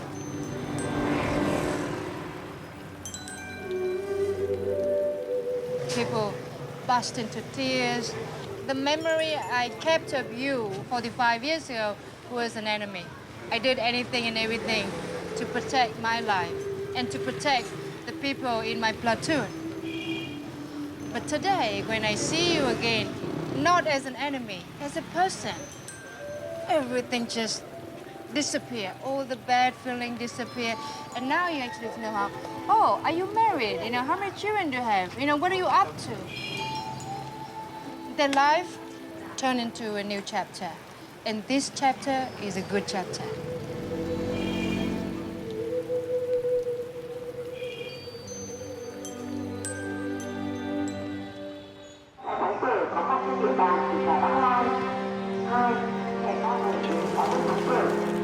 Hanoi in the morning. The usual high-pitched whine of thousands of motorbikes. People and the things they carry coming out to work, to set up shop. The sound of commerce. Of a wildly free market economy in a system that's decidedly not.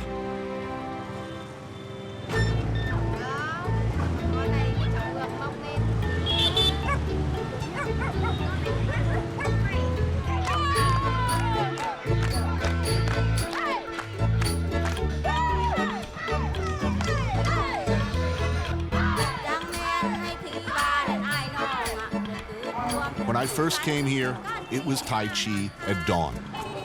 And that's still here. But there's also this. Good to see you. It's nice to see you too. This is Anne, my friend. Nice to meet you. She's also my Zumba instructor. No Zumba for me. Breakfast, though, sounds good. How often a week do you think the average person cooks, and how often do they eat out? Mostly we just cook at home for dinner because that's the only meal in the day that everybody can be together. But for other meals, normally we eat out.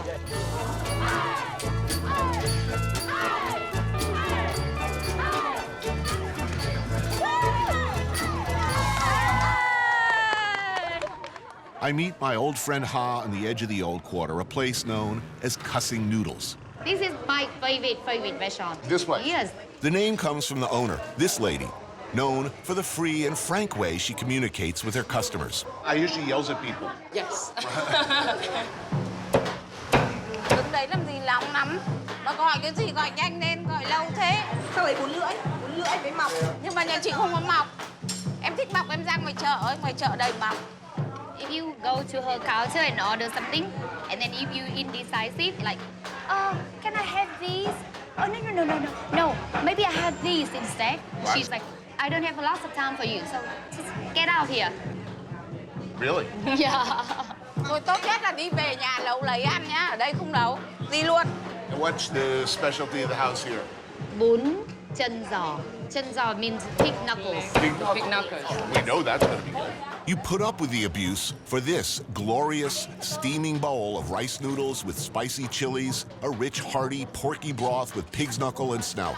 It's the only item on the menu, and it's good. You know taro? Yes. So this is the stem of the taro plant. And to prepare this, you have to be very careful because if you don't do it right, then you get Toxic. itchy mouth. No, Right. no, not toxic. You won't die from it, but it makes your mouth really itchy. So Interesting.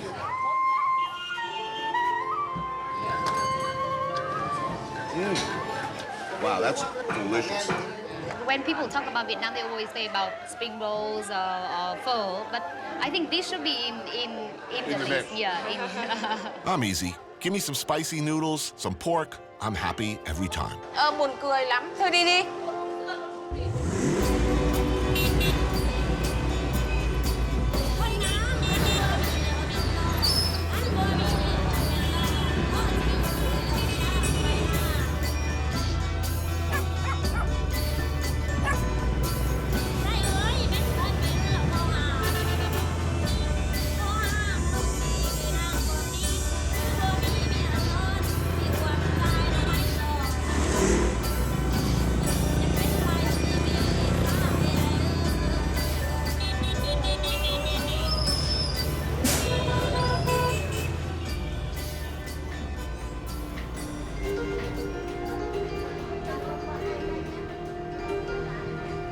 It's a maze of narrow streets and alleyways behind the old French cathedral.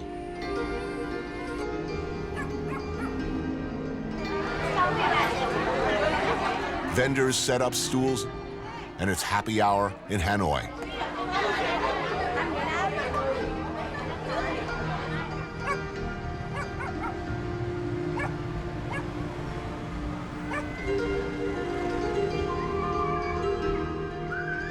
Every doorway, every window, a little slice of life.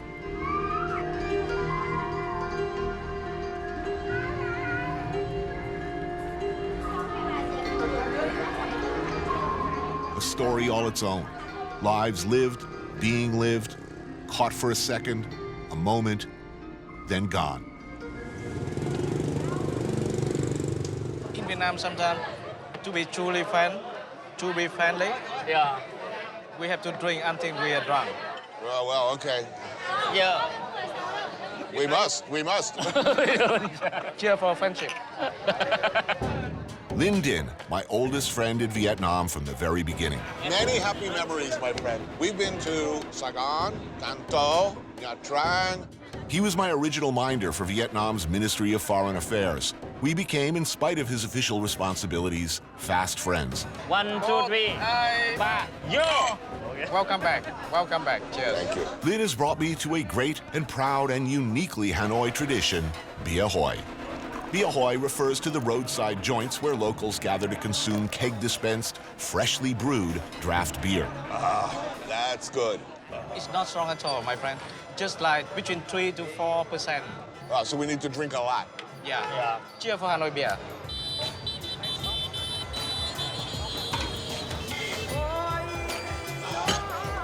It was something luxurious 30 years ago. Right. And now it's for everyone. Yeah. It's not expensive. Right. 10,000 dong. So that's 40 cents. 45 cents. 45 cents a beer. Yeah. I'll have another. I can afford that. The country's changed so much. When I first came, bicycles and motorbikes. Now, a lot of cars. More cars. Look, money. Yeah. People are making money. Business is good. Yeah. Right? I mean, much more tourism every year, yes? Yes. People also enjoy life more.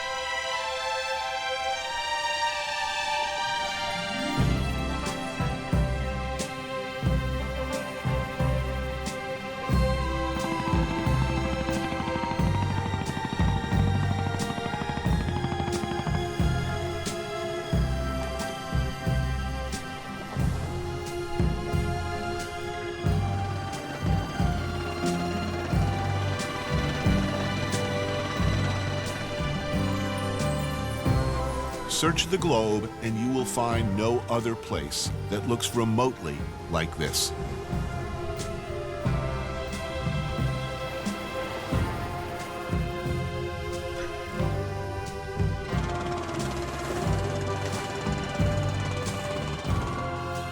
Halong means where the dragon descends into the sea. And legend says that this is where a great dragon charged, protecting Vietnam from foreign invaders. War is a constant theme in Vietnamese mythology and history. The Chinese, the French, the Japanese, the Americans, the Cambodians, again, the Chinese.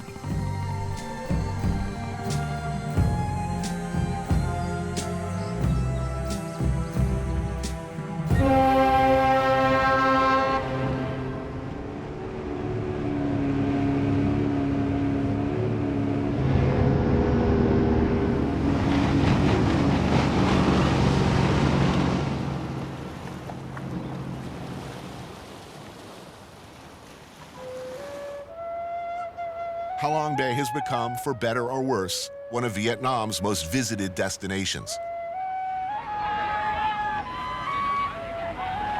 Fortunately, this time of year anyway, you don't have to go too far to lose yourself in the past. Find a quiet place where you can still imagine the great dragon's tail thrashing and churning and kicking up these great karsks of rock. Chosen mode of transportation, the Emeraude, an old French-era steamer, refitted for more current-day needs. A big freaking boat.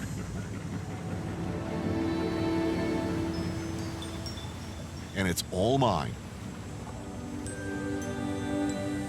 Along with friends and crew, of course.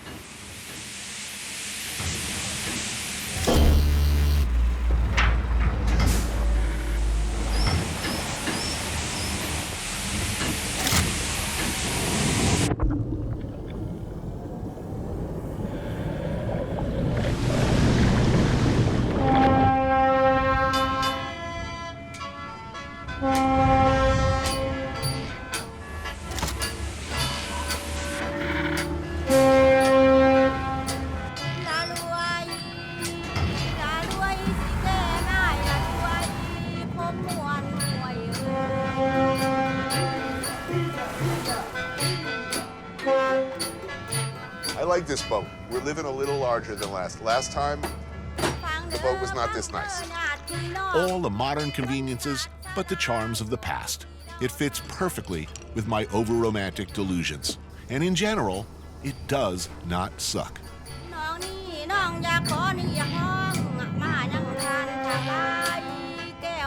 Hello, gentlemen. Hi, Tony. How you doing? We're having some gin and tonic. Gin tonic, traditional Vietnamese drink.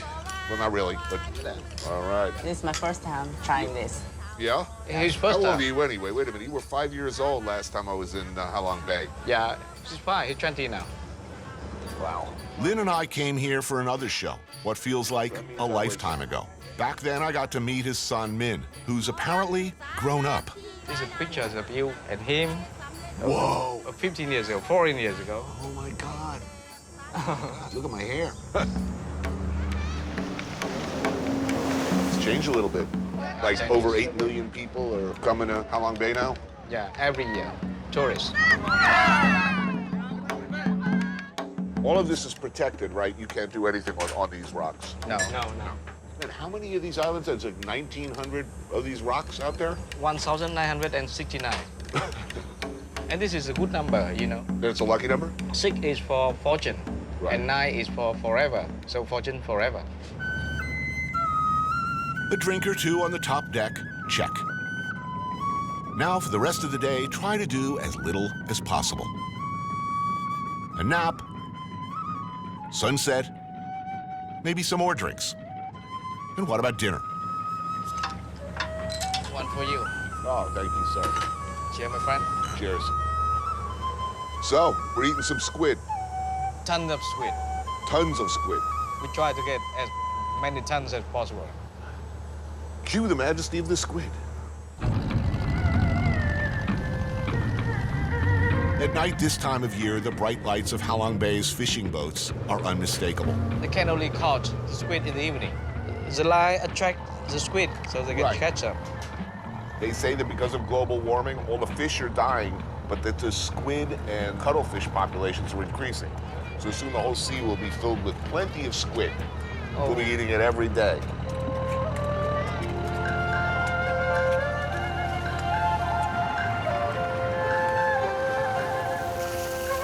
Oh, yeah. Those are cute little squid. Oh, those are going to be tender. Woo. Oh, yeah, the tentacles are the best. To catch the squid is very hard job. They work all the night. All the night. They work all the night. The light is turned on all the night. Right, and then sleep all day? Yeah. It's got to be hot out there, man. Yeah. Sleeping in the day.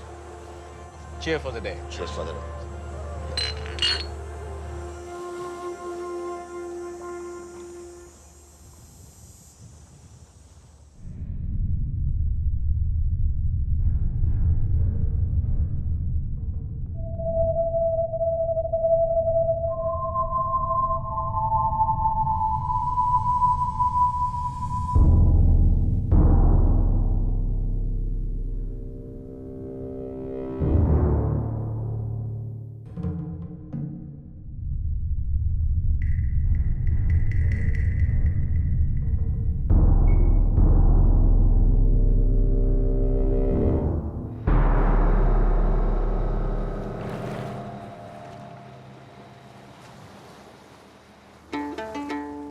a morning swim, a bowl of spicy noodles, and a view.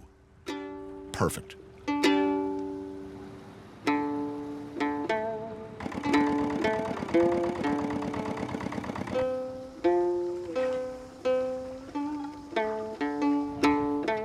How many in the family?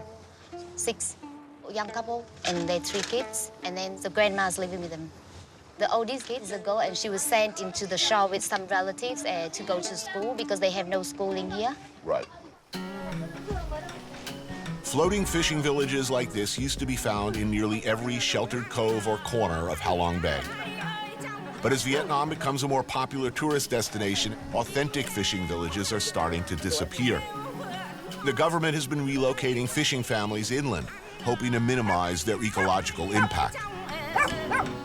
The people that living on floating villages, they're just genuinely nice and willing to open their home to us, and They basically farm oysters. yeah. A lot of pearls for sale in Halong Bay and in Vietnam. They come from places like this.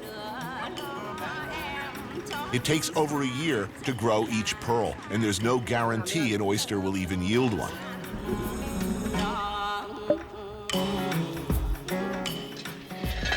Water spinach, I think that's called, right? What is it? That's the most common vegetable for Vietnamese in Yes. summertime. Mhm. Yeah. What kind of fish are these? Little fish. Yeah. Halong fish. Halong fish. Yeah. It's delicious. Good fish. Mm.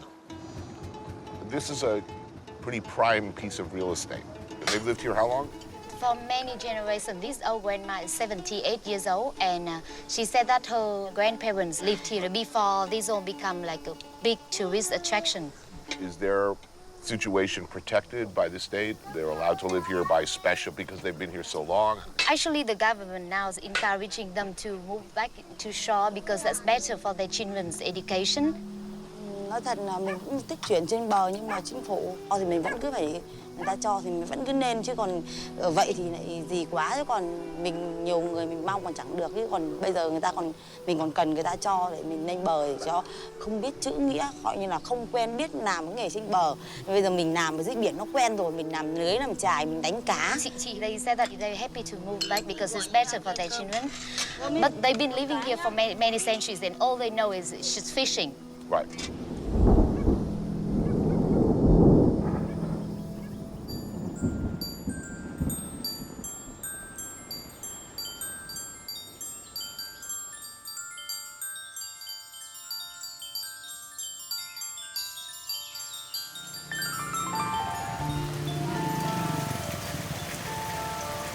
Just another day in paradise. A tropical downpour in a working-class neighborhood on the outskirts of Hanoi.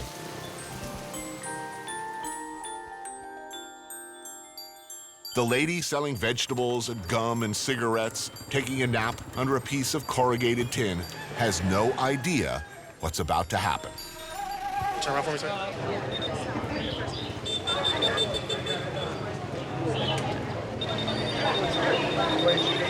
1, 2, get down.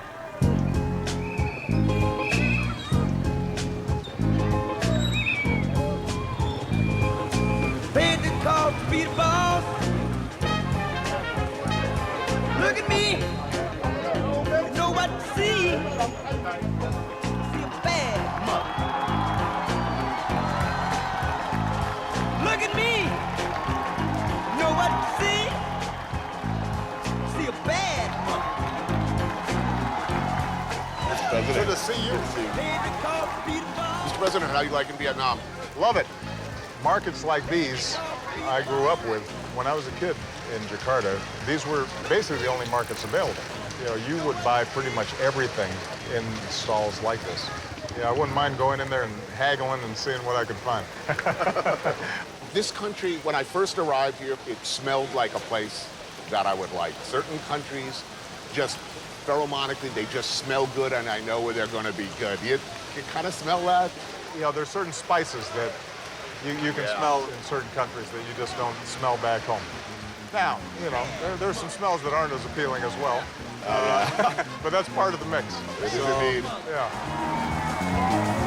Head for the turnaround. How you doing, guys? How are you? Head for the turnaround.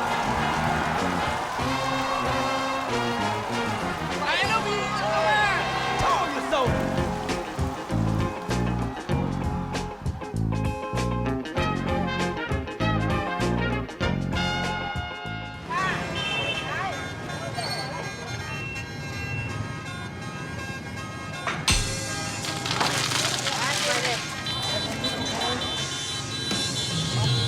There's something magical about the smell. The minute you touch down here, it grabs you, it captivates you, and chances are, it holds you forever. I'm not the first to feel this way.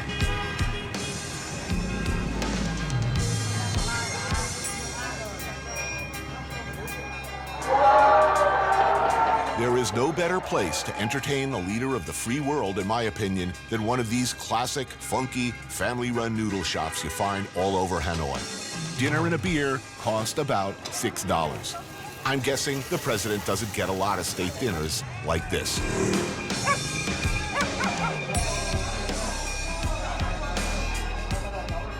How often do you get to sneak out for a beer? Very rarely. First of all, I don't get to sneak out, period. But once in a while, I'll take Michelle out on a date night.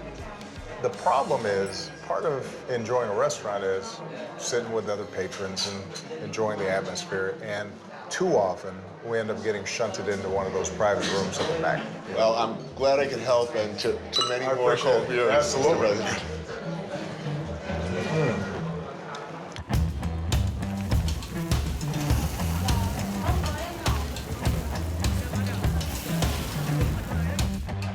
All right, you're gonna have to... I will walk you through. You're gonna have to walk me through this. We're about to eat Bun Cha.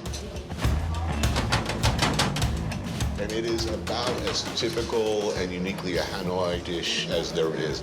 These beautiful little pork patties, some grilled pork belly.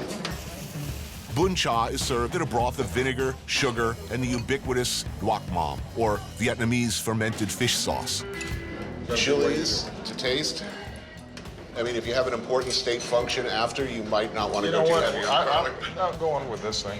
You know, we're gonna do what's appropriate. A little vinegar. All right. And then you just hack off noodles. You just drop them in your bowl. Yeah, it's not too elegant, but I'm managing. And you dip and stir and get ready for the awesomeness. I'm ready. Now, is it appropriate to just pop one of these whole suckers in your mouth, or do you think that you should be a little more... Well, slurping is totally acceptable in this part of the world, but... It takes some skills, by the way, to handle these sticky, cold noodles. But whatever your opinion of the man, the president has those skills. I gotta say. This is killer. This is outstanding. So good to hear. It's really good. And we share, apparently, a sentimentality about Asian street food and Southeast Asia in general. One of my favorite meals of all time. There's an area between Jakarta and Bandung, another city in Indonesia, called Puncak, and it's up through the mountains. So you'd have these roadside restaurants overlooking the tea fields. There'd be a river running through the restaurant itself, and there'd be these fish, these carp that would be running through, and you'd pick the fish. They'd grab it for you and fry it up, and the skin would be real crispy, and they just serve it with a better rice. And it was the simplest meal possible, and nothing tasted so good. Now, as a Chicagoan, trickier question fraught with peril. Is ketchup on a hot dog ever acceptable? No. No, I mean that. That's one of those things like, well, let me put it this way. It's not acceptable past the age of 8. My daughter's 8, and she put ketchup on eggs the other day, and I didn't know what good parenting called for at this point. An intervention. I think so. I think you just got to say, you know what, that's not acceptable. I'm sorry.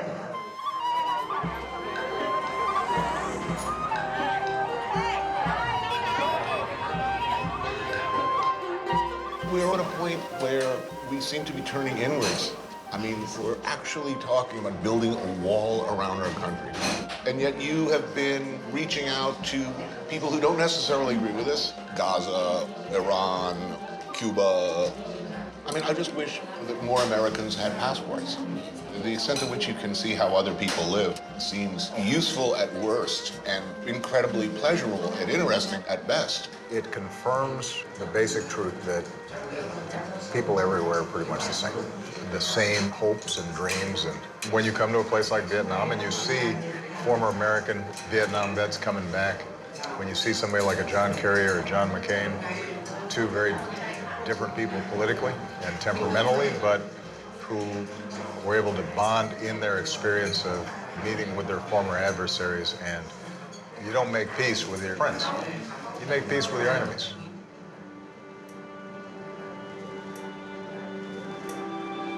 As the father of a young girl, is it all going to be okay?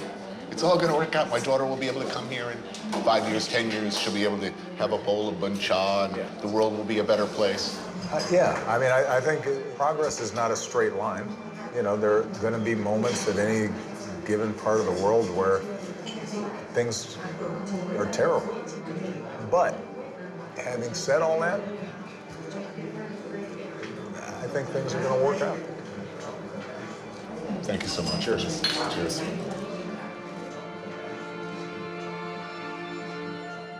Vìน้องơi, nhìn sao hậu ơi, hậu khóng khảnh bán khuẩn sơ ca, hậu khóng khảnh áo nám mưa ná hậu thay. The vast majority of this country don't remember the American war. They don't remember any war. No. You used to be a tour guide. Yes. For how many years? 15 years. 15 years. I know you have to bring people over to the museum, the American War Museum, what, every time, right? Yeah.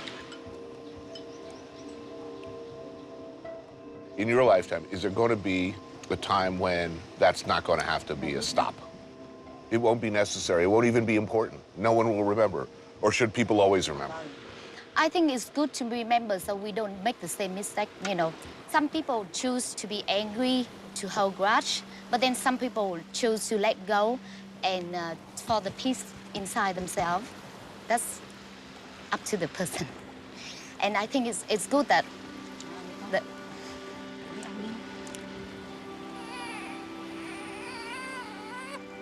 it's important that we know about history.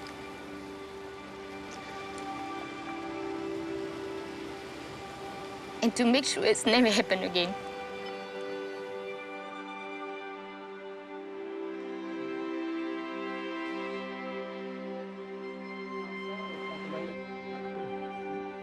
I met a lot of war veterans, and surprisingly, a lot of them don't have any angers against their old enemies.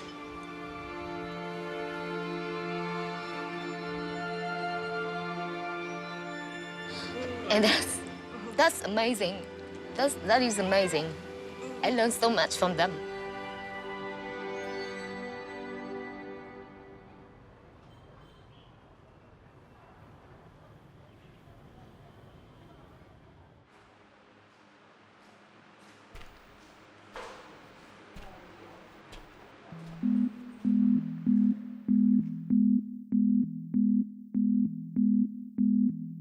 For Vietnamese, we have so many legends.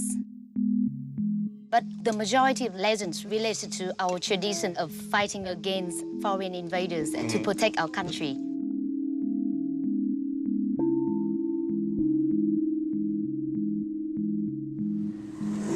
Over the last 20 years of my life, I've seen a lot of changes.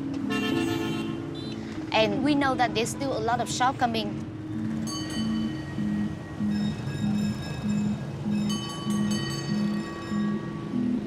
But everything needs time. We need to be patient. We can't rush because we really don't want another war. General William Westmoreland, who commanded U.S. forces here in the mid-60s, famously said, "The Oriental doesn't put the same high price on life as does a Westerner. Life is plentiful. Life is cheap in the Orient." It was an extraordinarily grotesque and wrong-headed observation from a guy who, if nothing else, was expected to understand his enemy on the battlefield. He could not, it turned out, do even that.